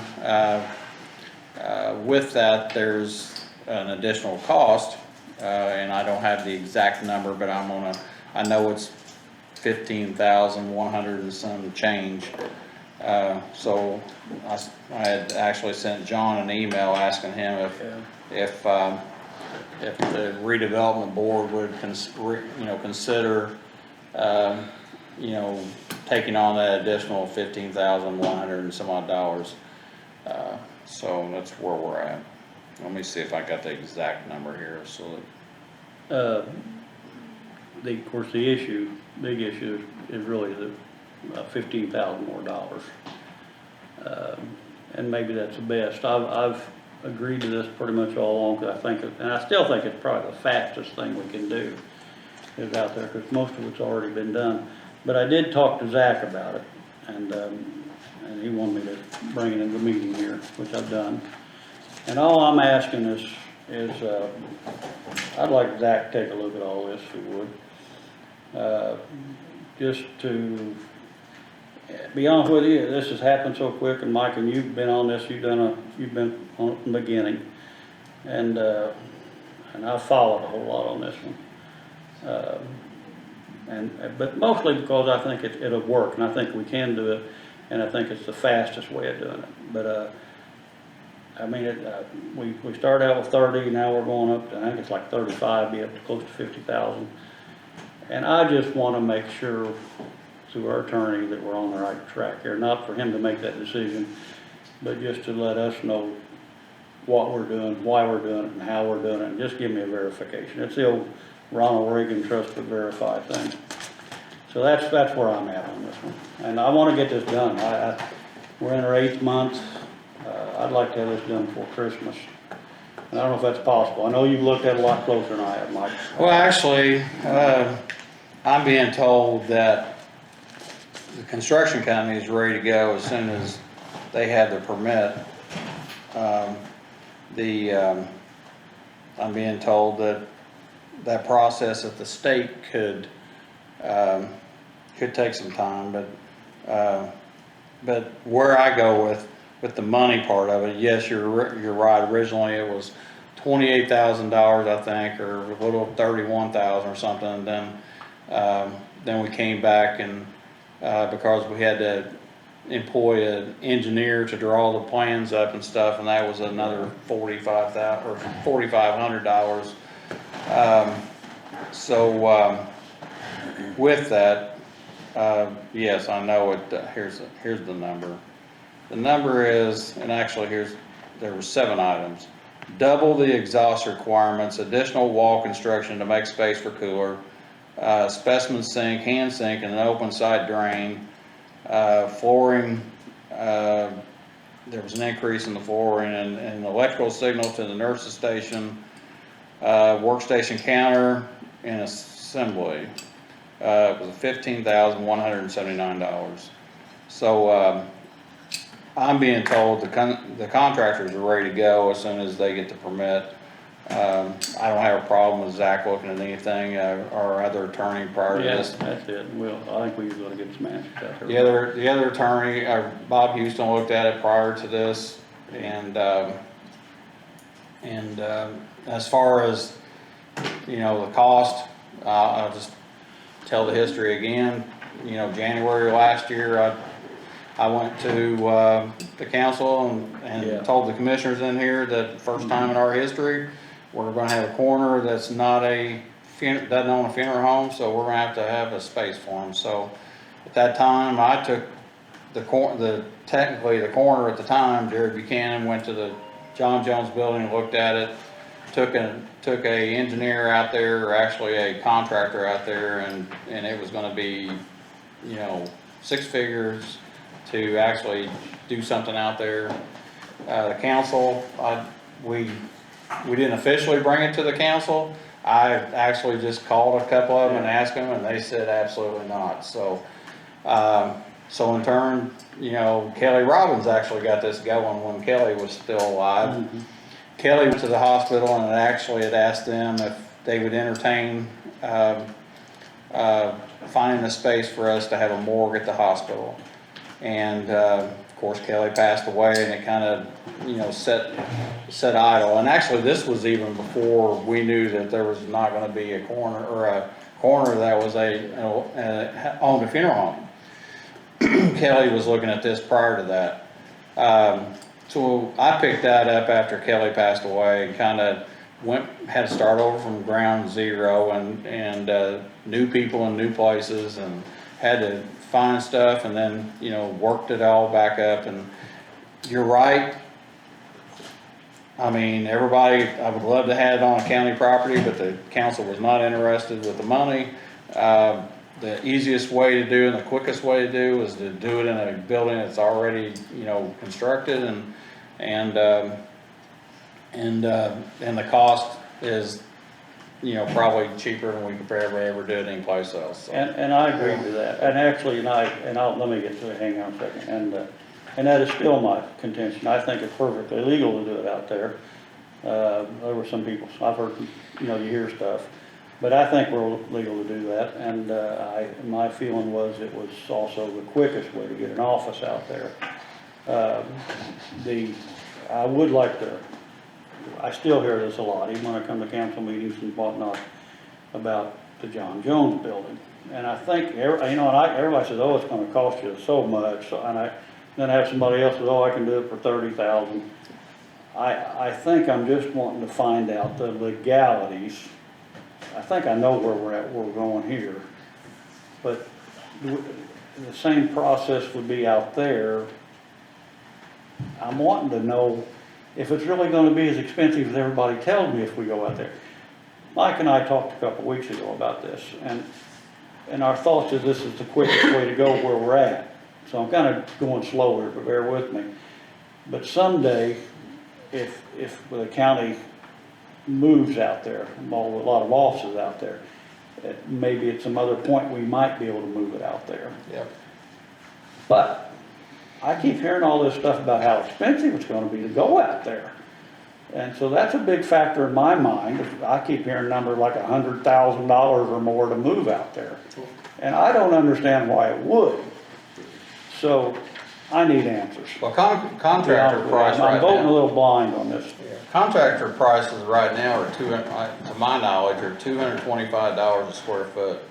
So Yeah. whatever you're building, Yeah, I feel the same. I'd like to see it. yeah. I'd like to see it in writing on it, because I want to wrap my head around why it would cost us so much to do that. I keep, And I keep going back to this, but I think I hate to put our morgue in another building that the county don't know. And I've said this, before. yeah, And I have, I understand the necessity that we need one as quick as possible.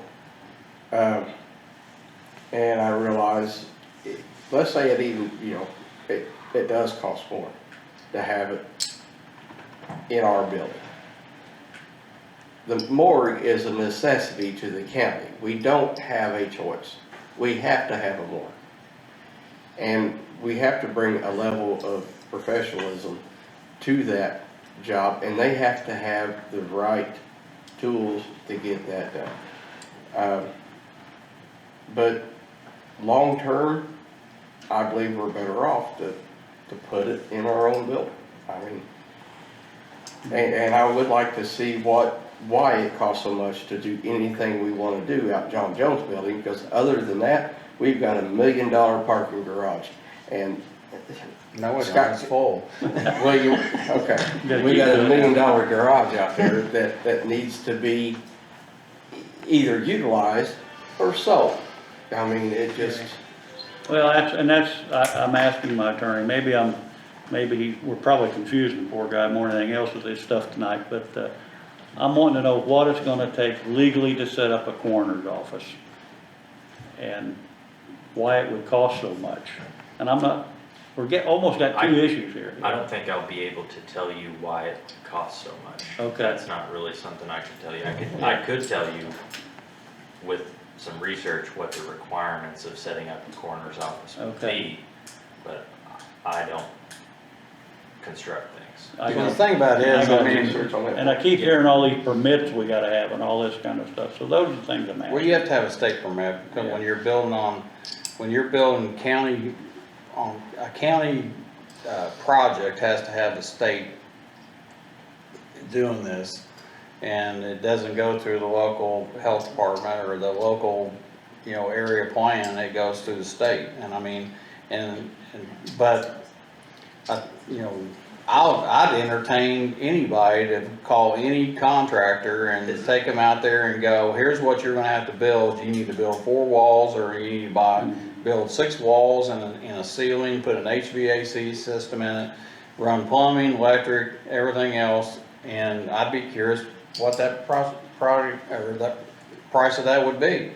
I'm going to tell you that I'm going to say that if you don't shab something together and you build it to the specs that the state's going to tell you got to build it to, you're going to talk about $150,000 to $225,000. Now, somebody brings me something that says we can do it for 60. You got to look at it this way. We're talking about a building that's already sitting there, has the HVAC, has electric, has all this other stuff in the 2 rooms that we're doing this in, and we're already at an expense that we are now, and it's already there. If you got to recreate that, I mean, that's at a cost, and I'd entertain anybody bringing me a figure on paper from an actual contractor that says this is the price. Well, all I'm asking tonight is you give us as much clarity as you legally can do. But what you're asking, and I'm asking the legalities, what we have to do, I'm asking for money. I mean, I'm not just that, and not just over the coroner's office. No. the future offices that's out there. Oh, yeah. Because, I mean, honestly, But I'm gonna tell you this, Randy, and I honestly believe this, and in my long-term goal, I would love to see, you know, a lot of the offices in here that don't need to be here, that aren't tied to the legal system.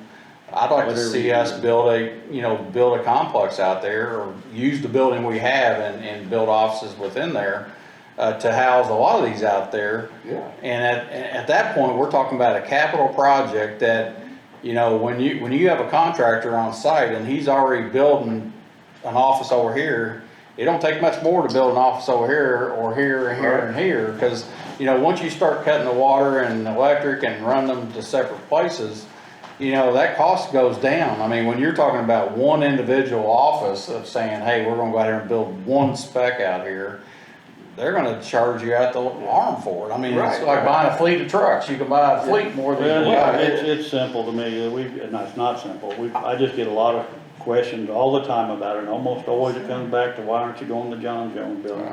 And I get, the last council meeting, I've heard it.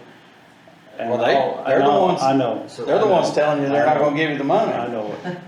I just wanna clarify, the only thing I could potentially tell you is What what the are the specs are. specifications for a coroner's office. I can tell you I that. won't be able to tell you how much it will cost to build that Yeah. to those specifications at a particular Yeah. site, including John Jones. Yeah. Okay. We could take those specifications if we had them in hand. I'm assuming that those are readily available. They're a state statute, Yeah, and we could Yeah, that's what I want. ask for an estimate from any contractor Yeah.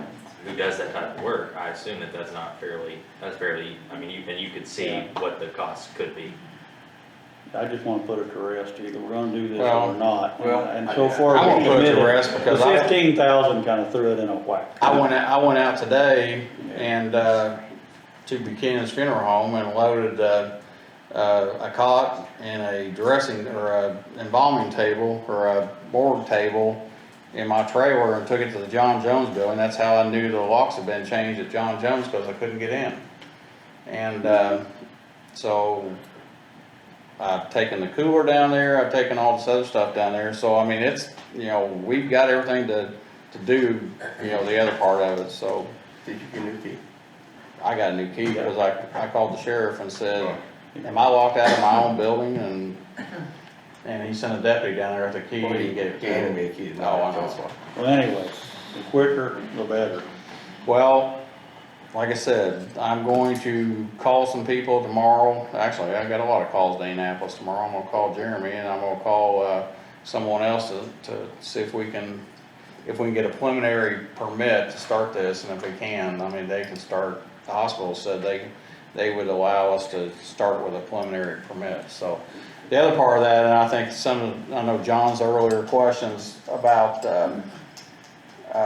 legality, and we did sign a contract, or not a contract, we signed an MOU or something with the hospital saying that if they canceled the contract, or we canceled the contract, that we're gonna take our equipment and our cooler, and we're gonna walk out.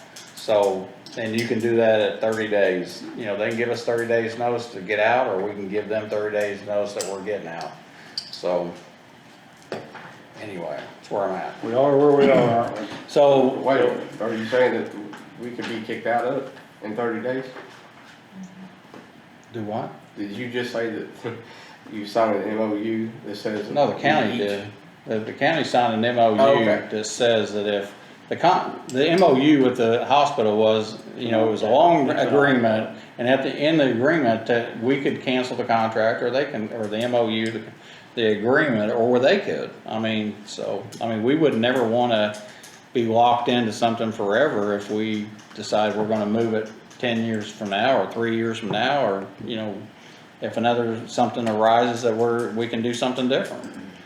And the issue I think John had was, and rightly so, was that, and I always just in my mind thought that, was that if we ever moved, we're taking our stuff with us. But the way real estate is that whatever, if you affix something to the property, then it stays with the property. So, you know. I'm asking, could they kick us out? Yeah, but I don't know why they would, but. I mean, I can Well, I get, don't know why they would either. you can get kicked out any place. Anyway, all I'm asking is if you would just give us a specs and we'll sort it out from there. And, that's what I'm asking. So I guess is somebody asking you that the specs are wrong or? No, or what? no, I've just, this whole thing has been, from the beginning, it's, well, actually, I won't say from the beginning. Honestly, I thought we'd be in this building January. Tell me about it. And it wasn't. So, and I mean, it's just dragged on for 8 months now. It's, And I think you do too. I don't think anybody not want to. I wanna get our corner in office. I guarantee that. And even though the hospital may not be the best choice, I felt like it's the quickest choice. And I think it will work just fine. There is a chance we get kicked out. Well, I would hope to God that wouldn't happen, but it can. But I still think it's our quickest, best, fastest choice. But I would like to know if sometime around in the next 3 or 4 years could happen that we're gonna be buying up, or not buying, using more property out the John Jones building, what it's gonna cost us to move everything out there. Yeah. it's gonna be. And I can see us being out there someday. I get all their points about the one bay is open, they can move in. But, you know, I know Jonathan means well, but he said, oh, I can do that for 30,000, and I wanna believe him, but that's not good for government issues. That's not a state. Yeah, so I want some clarification. I just won't be able to tell you whether or not his estimate is reasonable because Right, no, nobody expects it Yeah, to. I think we just wanna see the legality of what it's gonna take. If somebody comes up and tells me it's gonna cost me $100,000, I wanna know why. Not Yeah. financially. All right, You can do what you so can do. I guess my question to you, John, is, Okay. I know you're on the redevelopment, I mean, I guess we need to figure out if we're going to, and we don't have to, I mean, quite honestly, if right now, there's another process in the play right now, and that process is getting the development or the construction thing approved through the state to get a permit. At that point, we can still go back and go, we're not gonna do the project. Let me say that we got a redevelopment meeting September 1st. Yeah. We can prepare all this and get it done. Even if we pass it, that don't mean they gotta spend it.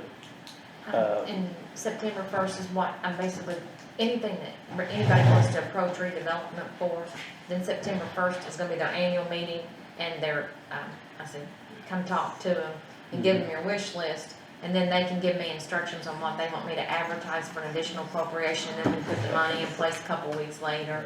So, but that's what I'm saying is that the process we're in right now is that the drawings, the architect or the engineer's information is going to the state for a permit. That part's already been paid for. Well, that's what I was gonna say. I also, when I'm talking about all this, I'm wondering how much money we're already committed to of that 30 or 35,000. Actually, the only thing we're committed to right now is the engineer. Okay. Because the rest of it hasn't happened. Okay. I mean, I'd like to see an exhaustive contract that says we can't get you kicked out. Because, and I know that's That's never never gonna happen. You're not, that's. Well, that's never gonna happen. I mean, I'm But you're gonna asking me to get- move into an apartment next week and I want you to sign a contract. You're never gonna kick me out. Well, you're asking me for $40,000 for a week worth of rent too. $40,000. Anyway. 45,000, where we at? I mean, that's what I'm saying. We got redevelopment September 1st, so we've got, hopefully he can give us some. Well, I guess I'm gonna say something here. Okay. You're hell bent for Mary to go to the John Jones building. No, I'm not. Bring me Build me a bring me a estimate from a contractor to build the coroner's office at the John Jones building. Bring me in writing. I will clarify this. I'm hell bent on building or utilizing John Jones building. Now, I am not bent on putting the coroner's office in John Jones building. As far as I'm concerned, we could build a building for the coroner's office on John Jones' property. What aggravates me is that we spent $1 million for a building and we can't put $800,000. nothing in it but vehicles. That tears me up. Well, I wasn't part of that, so. I know that, but I think it's something that we need to remedy or sell it. That's just. Well, you can't sell part of a building because the health department's in half of it, so. Well, the health department, honestly, we could have built a health department for a lot less. Well, the thing I didn't like about the John Jones purchase, or the building purchase, was that we took one of the biggest properties that, you know, paid county taxes, property taxes, and we took it off the market. Yeah. So. But, and I don't like spending money in somebody else's building. I don't. I get that. I mean, I get that, but. Actually, we all kind of agree on that one. Yeah, I get that. I don't. And I still believe, through our conversation a couple weeks ago, that we'll probably end up out in the John Jones building. But I think we're talking 2 or 3 years down the road. And But the, we're, no, but I just think we gotta get something. I was just gonna say that, I would hope, and I mean, I'm 62 years old and I've lived here all my life, and I would hope that the relationship that the hospital has with the county, and it used to be we owned it, but now the relationship we have with a company that owns the hospital in our county is a relationship that what you were saying, I hope they don't kick us out, would never happen. I mean, you know, they are, you know, they're like the library. I mean, I know what county owns the library, but I mean, that is a structure within the county that everybody looks at.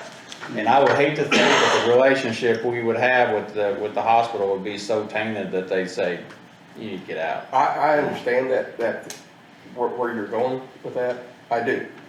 And I have the same sentiment about it. But when you get right down to it, that hospital is a corporation. It's a business. Well, they could close tomorrow. Yeah, exactly. So. And that is a concern. I think you got a good concern. And it's a risk you've taken. Either we do it or we don't.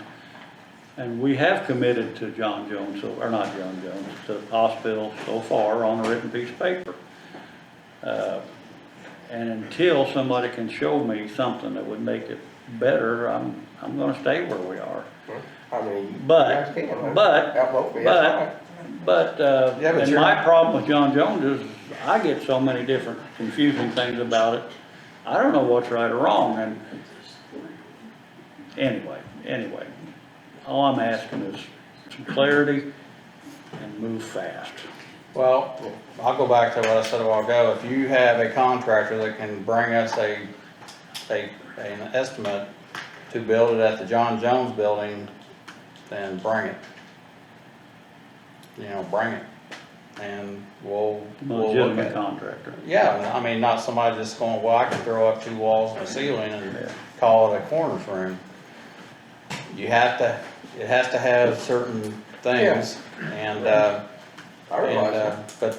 I've not seen anything. I've heard it, but I've not seen anything in writing that says JB Construction Company says, I'll build it for this, you know, and here's what it's gonna be. So bring it. And Bring it. when we do that, we have to show them what we want. Oh, again, Yeah, I mean. So, Marcella.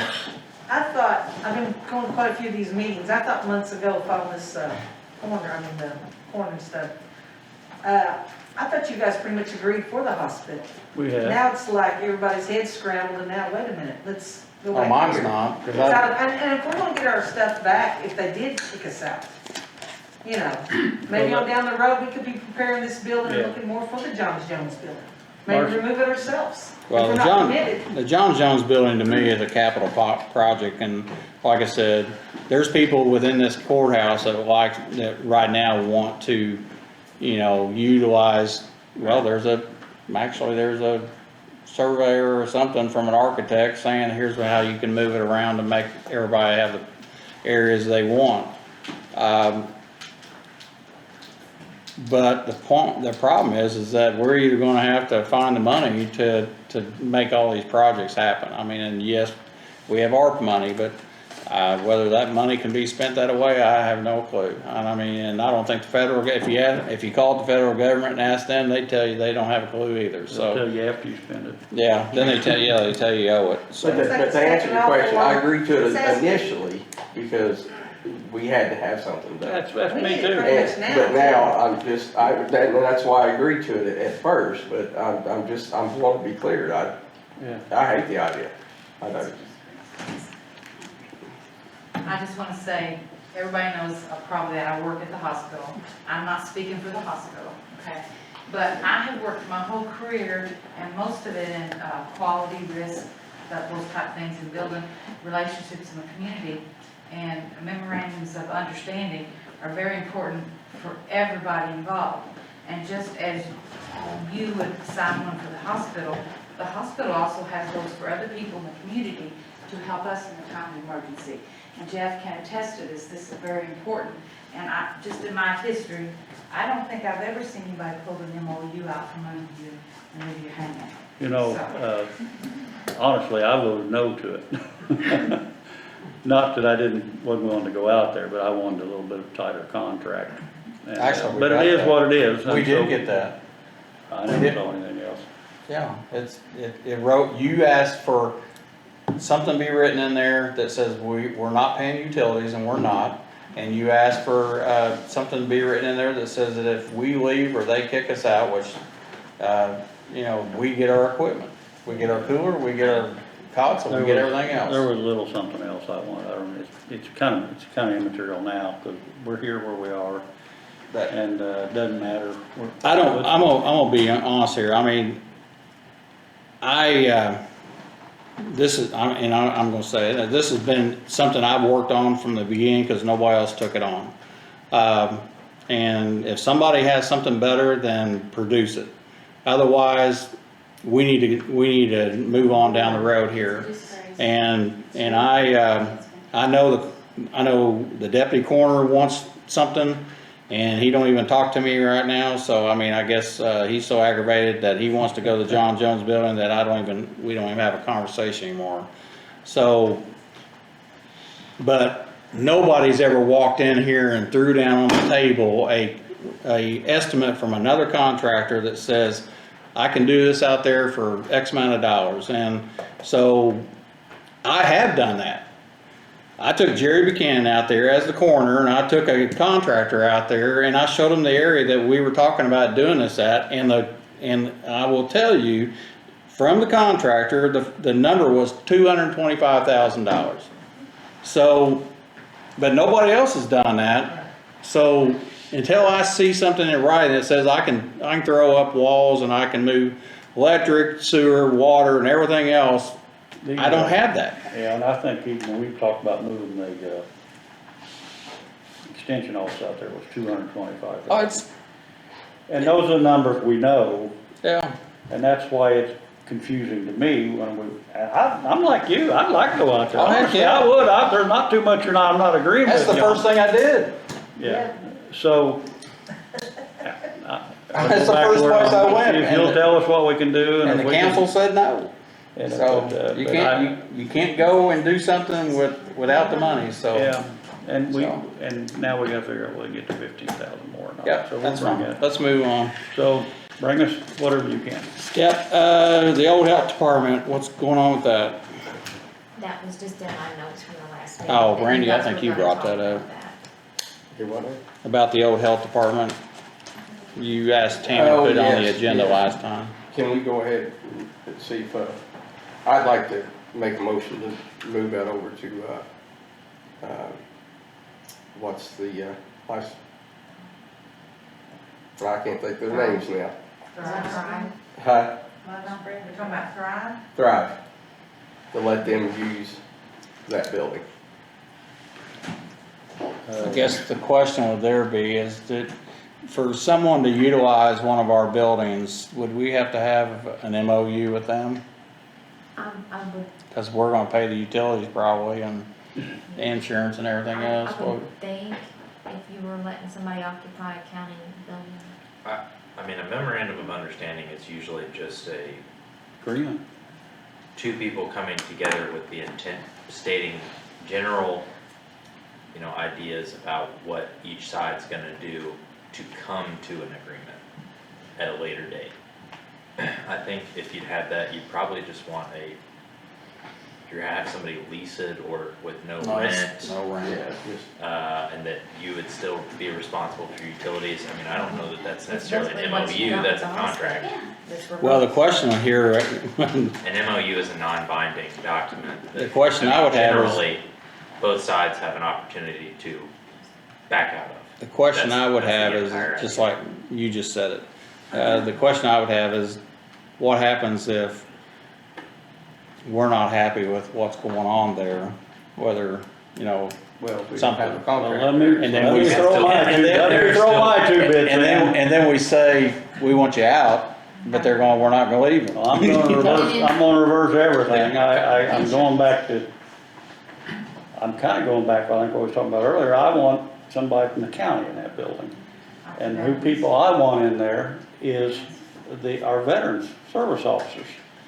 And I do, and that's because it's so close to our hospitalization out there. It's a perfect fit, and we're just talking 2 or 3 years down the road, we're gonna do something. The judges have made it real clear, they want that cleared out of there.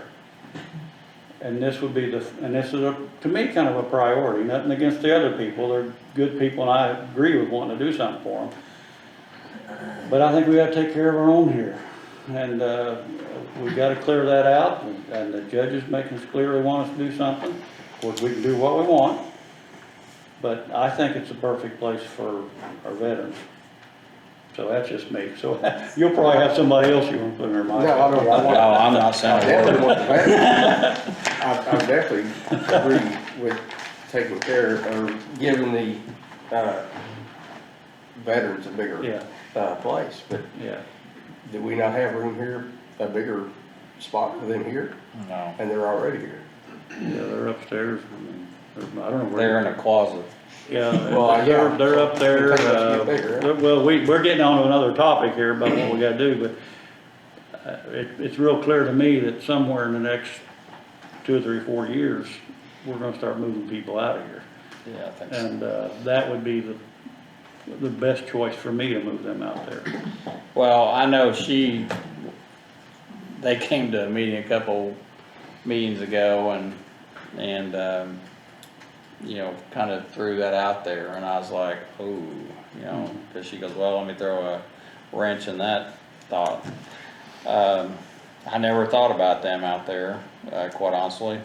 I've asked before why, they weren't in the VA building out there, or why they couldn't find them a spot. And they acted like, oh, that can never happen, which I still don't understand why it can't.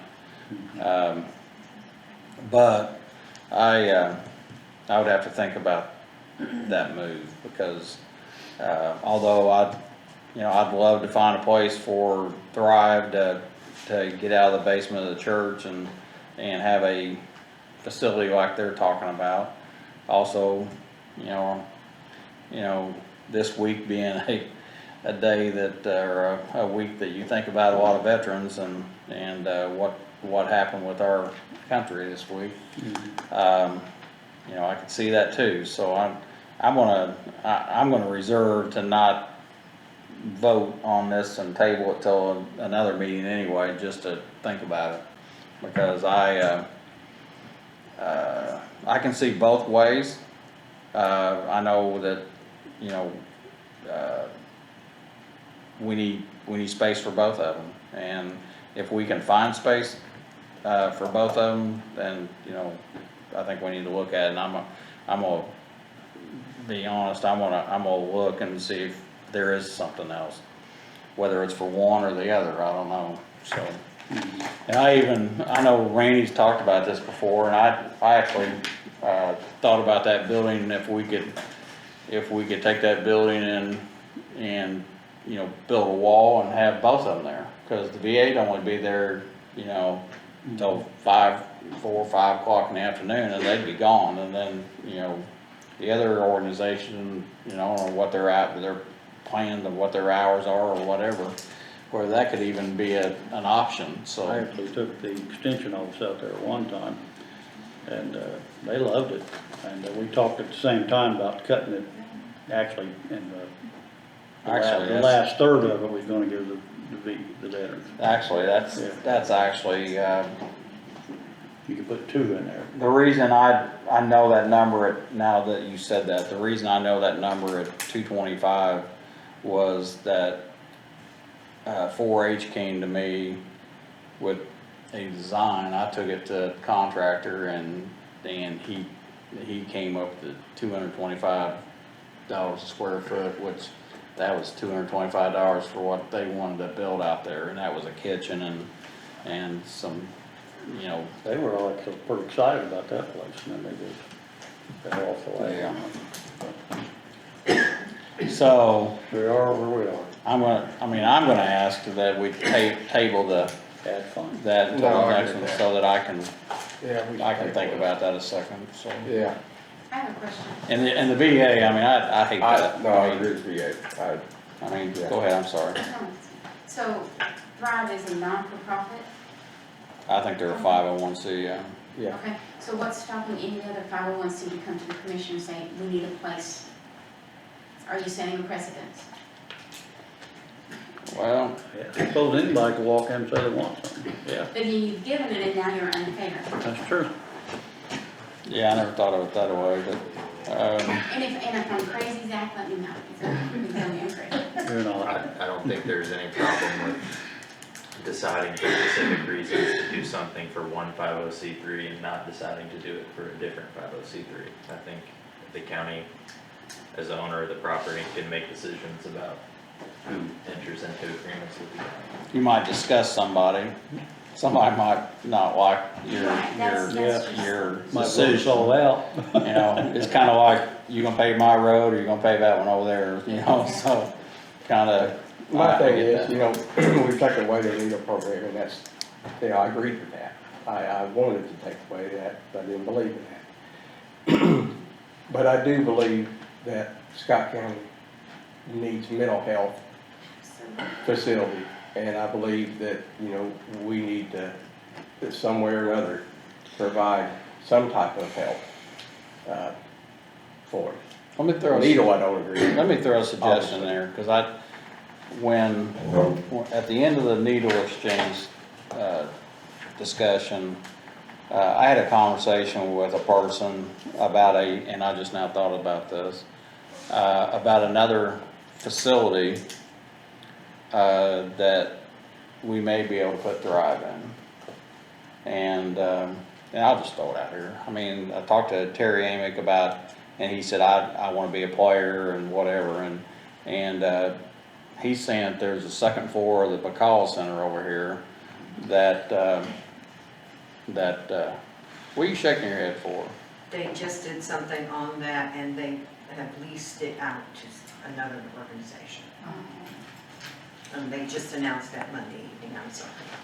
Well, you don't have to be sorry, This but, is, go ahead. this is a little premature for the agenda, but the plan for the utilization of the fiscal recovery funds with ARP funding, one of the things that's listed on here that was in your draft is that it is allowed in this plan for investments in enhancements of behavioral and mental health services in your local group.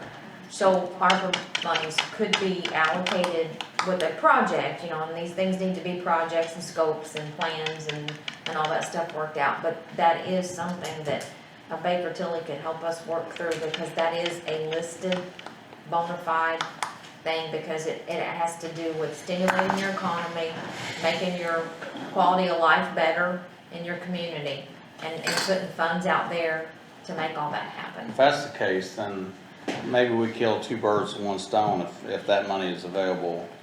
And I did see that, but Church? is to go to the church. Yeah. Because we need to put a roof on it, we need to, you know, do some other work over there, so it might be a situation where we utilize that for that project. Those guys get a home, we get a building that we've fixed up and put it where it's gonna maybe survive another 20, 30 years.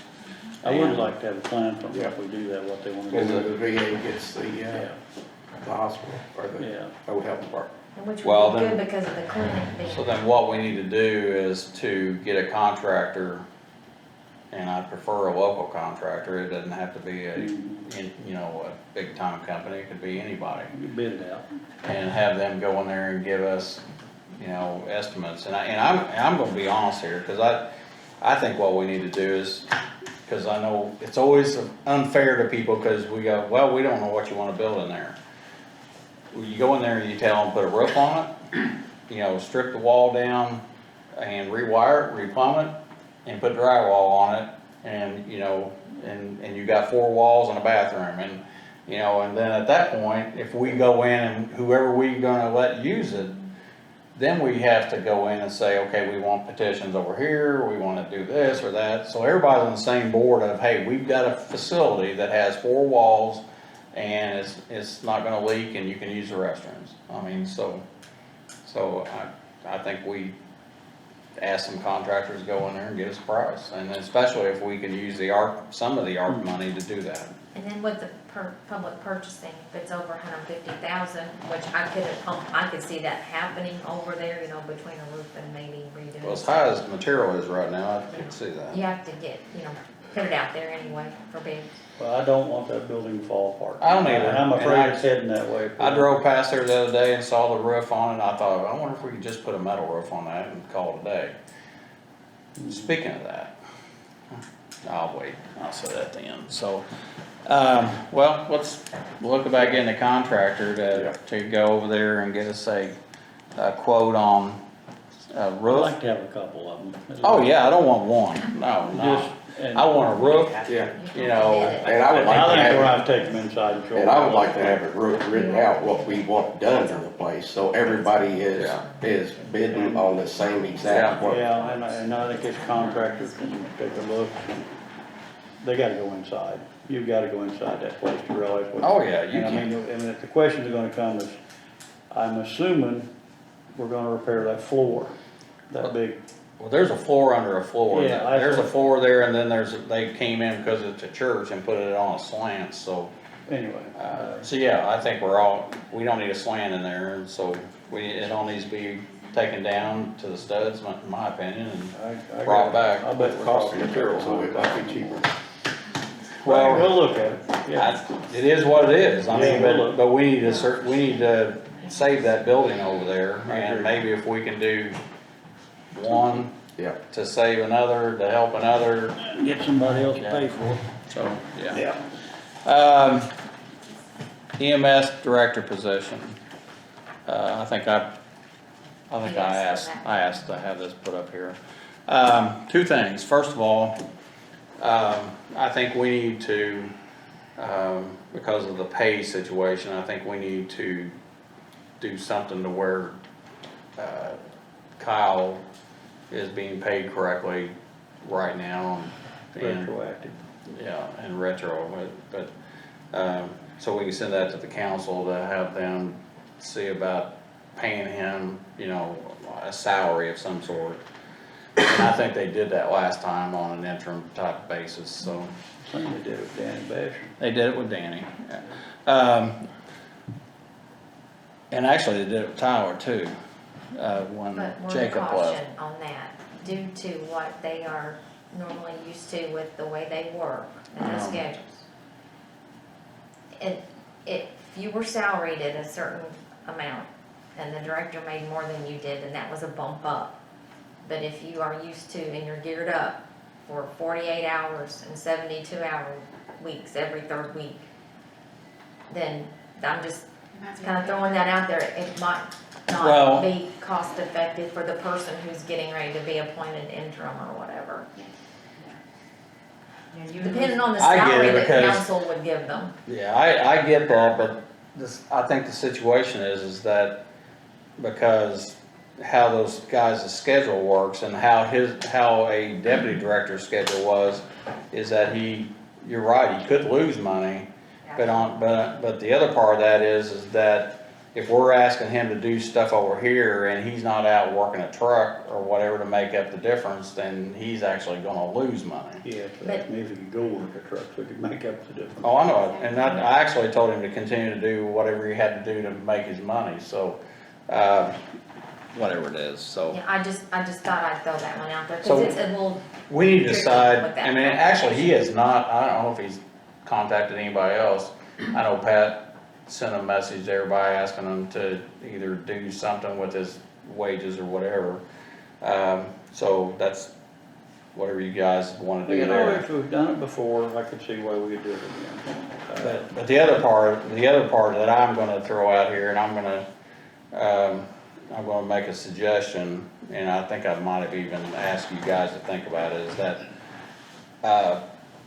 I know we put out we put out a ad, for a paramedic business, or a bachelor's degree in a paramedic person to be a director for the EMS. I want to, this is me, and you guys do whatever you think's right or on your side, but I want to change that as the director, EMS director, to a business person. And I say that in a sense that I think we've set people up for failure sometimes when we kind of ask too much of some people sometimes, and I say that in a sense that we're talking about a service that is ran like a business, and we're putting somebody in there that maybe doesn't have that business sense, and they have a big budget. I mean, they probably have the second largest budget in the county, and we need to make sure that the next person we put in there either has that skill set, or I would prefer to hire a business manager to manage the office, manage the people, manage the bills, and let the deputy EMS director run the medical side of it.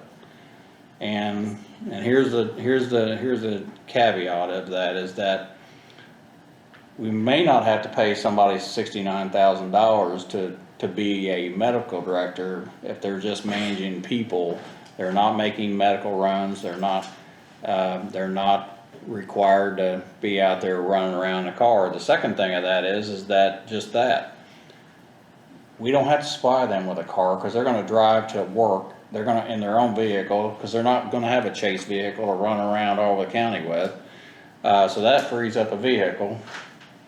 So we could technically take, and I don't mean to skew this, but you take a vehicle out of the equation. You hire a manager for a set fee, a set salary. You might be able to reduce, and I say might, I'm almost positive you can reduce that $69,000 down to a more reasonable price or a salary for somebody. You might be able to give the medical director, which is be the deputy director, a little bit bump in his salary to make, because he has qualifications that makes him available for that position, and we hire, and that's what I'm thinking, is that we hire a business manager to run the office, and we reduce that salary, raise the salary of the deputy director to right now it's not even a salaried position. It's an hourly position, so they have to work a truck to make their money. So we take that off and say, you're not running a truck. You can run, a chase vehicle if you need to, but you're going to be a salaried position. So you make that a salaried position, you lower the rate of the director down a little bit, and you get away with a car or one vehicle less. So I think that's a great idea. So, What's your thought? Well, I don't know, honestly. I've thought about this a little bit, and I've tried to figure out the good and the bad of it, and then the hard part to me would be to figure out what would be the qualification person to hire. Somebody gonna have a business degree? I mean, who is that person? That would be a harder issue for me to figure out who we exactly want in that position, because I don't know of any, piece of paper that's gonna tell me exactly what I want. Well, it'd be their, Yeah. there'd be their history. I mean, have they ran a budget? Have they, have they managed people? And I've had some people at EMS, cause they asked me questions and I told them, I said, here's what I'd like to do. And they're like, that old scenario, well, that guy, I wouldn't be for that. That guy doesn't know crap about, what I do. Yeah. Well, you know what? I was a manager of a trucking company for 30 years and I never drove a truck. So, That's what your wife said, the way you drive too I know fast, yeah. but I never drove a truck and I've had up to 70 drivers at a time. And I mean, Yeah. I've never drove a truck, but Well, it may be but an excellent idea. if you're a manager of people, you're a manager of people. If you're a manager of a department, you manage that department and you don't. Moving along. Payroll ratification for August the 13th. Everybody have an opportunity to look at the payroll. No, but I'll make a motion. John made a motion to, I'll make that You all unanimous. got paid, didn't you? So that's all good. Consideration of the July 16th joint meeting and the I'm gonna do them together, and the July 21st regular meeting minutes. Everybody have an opportunity to look at them and approve them. Need a motion. John makes a motion, Randy seconds it, I'll make that unanimous. And the last thing here is American Rescue Plan Act, use of funds. Thank you. Okay, you guys have this draft in here. The highlighted is what we talked about the other day in that meeting. We've got in your packet too, John. If you want this copy, you can have that too. The only thing I took out of there was aid to small businesses and impacted industry, because we had just granted $277,000 to small businesses that were impacted by COVID. So we can always add that back if somebody's impacted again, and you guys need to, take care of that. But it's recovery of lost government county revenue. That was a top priority for council. If there is determined we have lost revenue, it's based on the assumption that it's COVID related, so they'll give you money back. And that money, I've been told more than once, that if we recover money due to a loss that the county suffered, let's say we suffered $100,000 loss, 19 versus 20. That $100,000 goes back into the county and is discretionary and is not tied to COVID use, okay? So if you've got $100,000, it's because they're giving you relief from something you've already incurred the loss on. That's in the history. So now you can take that money and use it as you need to for now or the future or whatever. So if you have a project, that can be going towards another project, okay? That you choose, has nothing to do with COVID or stimulus money or anything. Prevention and mitigation of COVID-19 in county government facilities. That is a real broad brush that I painted there, because if you need to improve HVAC, you've got certain things that can help the county facilities themselves be better about ventilation and whatnot. You could actually work on the health department itself. You've got that bay. You guys were thinking about improving that bay. That bay could literally, honestly, just be closed in and do another drive-through on the other side and make that a vaccination, health clinic on that one side, testing and drive-through, and you could literally give them heating and air in an area where they can keep the vaccines in a temperature controlled environment, and then walk out to the next bay and do the drive-through shots and walk back in to a heated condition.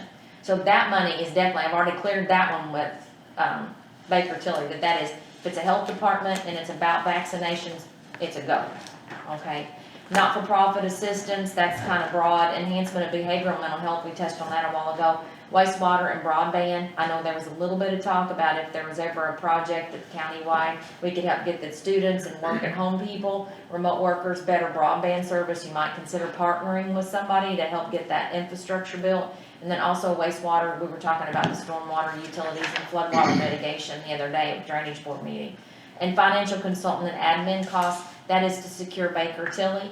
They will be here on September the 1st for our redevelopment meeting, and they're gonna attend the commissioners meeting later that day, so they can talk to you about the contract and getting them on board, because they will help us make these reporting deadlines and keep us in line with their advice on what funding we can use for what projects you're interested in. Okay? So those are the things, that's right now, this is malleable, this can be changed, massaged, added to, deleted, changed at any time. I just gotta get something up to the US Treasury that says, hey, look, we're still alive and we're thinking about what we're gonna use our money for. Alright, So if you guys agree to this, I'll send this plan. so this can be changed though. Oh, yes, anytime, you guys Because choose they're- to amend it. You know, I'm still looking at trying to figure out a way to pay for the communication at 911, so. And I think that would be great, once we got Baker You need Tilly us on to board, they pass can this. help point us. You just vote on this? If you don't mind, and please approve for the auditor, submit this I to will the make US that Treasury. motion approved for the auditor, or treasurer, whatever. Yeah. John makes a motion, I second. Randy seconds, I'll make that unanimous as long as we can change it. And, Oh, well, you can. let me throw this out real quick. Ron Moffett called me the other day, and he would like to have this money, I think it'd come under wastewater, to be considered. Some of it maybe to, Talking about Randy sewer- Moffett? Yeah, maybe sewer district, maybe Green Acres, being able to get them some sewers out there. That might Just, I'm be. throwing that out, I'm not asking, I'm just throwing it out there, so. I'm gonna go back to our attorney for a second, about the opioid settlement. We got any clarification on what that is, On what's what going on? that order is. Well, I'm being told that, the state is trying to, you know, I guess, influence people, I guess, to try to go back to getting into their their part of the settlement. I believe that that's the intention of that, and that, I don't know where I remember seeing this, but I don't believe that any county or city has opted back in That's what I heard too. as a result of that. Well, So, I actually, I was just kinda curious if, our attorneys have said, stay the course and do what we're still doing. I don't think that that's what they said specifically, but we haven't. We're not I back could say in. no county has gone back in. Well, That's I do, that's to my knowledge. I think you're exactly right. I feel like that was like third, maybe. I don't think any Maybe like 2 county days that, ago, or- there's 22, I think, and I don't think any of them went back in. That's But not- what I did find out, and this was something that I didn't know until reading it in the paper, I guess, is that, our attorney, or attorney general, did file a lawsuit before the deadline at the beginning of this year, so that Indiana, the state of Indiana is on record of being involved in the lawsuit, which for the longest time, the state of Indiana hadn't filed a lawsuit against them. So that's how he's, gonna receive the money. You want some of that? Anyway, there's no further, I got one thing. okay, you said, that's one more thing then. One more thing. Talked to several people in the courthouse. I'd like to see masks in the courthouse again. Not, I don't wanna go back the way we was, but when we do the temperature, I'd like to make them wear a mask in the courthouse, in the commons area. In rooms like this, it would be a mask or 6 foot apart. I'm not asking to go back to where we were before, where we were doing remote and all that, although we'll see how we go on that. But I think mask in the common area would be a good idea. Well, I hate to say this, but I'm gonna disagree. And I'm gonna say this because the governor has not made a mask mandate in the state of Indiana, so, if he hasn't made one, I don't think that we need to make one. So if he makes one, then I guess, we'll have to do what his emergency order would be like we did last time, so. I guess I was, I was very disappointed, I guess, in the outbreak that we had within the courthouse, I say. And I hope that the memo that we put out to the department heads, is being, enforced. That if somebody comes to work, and that's one reason we put the thermometers back in play, was if you come to work at the temperature, then you don't enter the building. And if somebody, prior to that order going back in, did, and, some people got sick, and that's, I think that's very disappointing.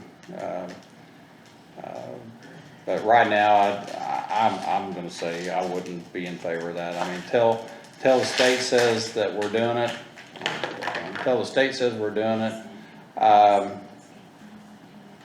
I'd say, if we see an outbreak here that supersedes something, and Michelle's told me that she thought for, probably a week now that we go red. And every day she's putting it out there that we're still orange, so, not saying that's not critical, but, right now, I'd say I wouldn't be for that, so, Randy, what do you think? I think everybody ought to make their own decision on whether or not they wanna wear a mask. I mean, when you're stuck in quarters and you cannot remain 6 feet apart, and something like that would be one thing, but in the commons area, if me wearing a mask works, then why does 2 people need it? I mean, our workers are safe because they're behind glass windows, and if they want to be. So. Okay. I'm not saying that there wouldn't be a time I'd say that we probably should, but I'd say right now, if those county employees that came to you and said if they want to wear a mask, then they ought to be wearing a mask. They are. So. In the commons area. Well, that's. Yeah, okay, I get you. I mean, those are those controversial things, and I don't really want to be controversial about it. I mean, I just think that if someone is uncomfortable, then you take care of yourself, just like you two back there are wearing a mask. This gentleman here is wearing a mask. If you didn't feel comfortable, then wear the mask. If you don't, then, Yeah. I mean, I didn't want to get vaccinated, but I did. I mean, but I say that was my choice, but hopefully I don't regret it one of these days. But anyway, anybody got anything else? No. All right, I'll entertain a motion to close the meeting. Make a motion to adjourn. John makes a motion. Second. Randy seconds it. I'll make that unanimous.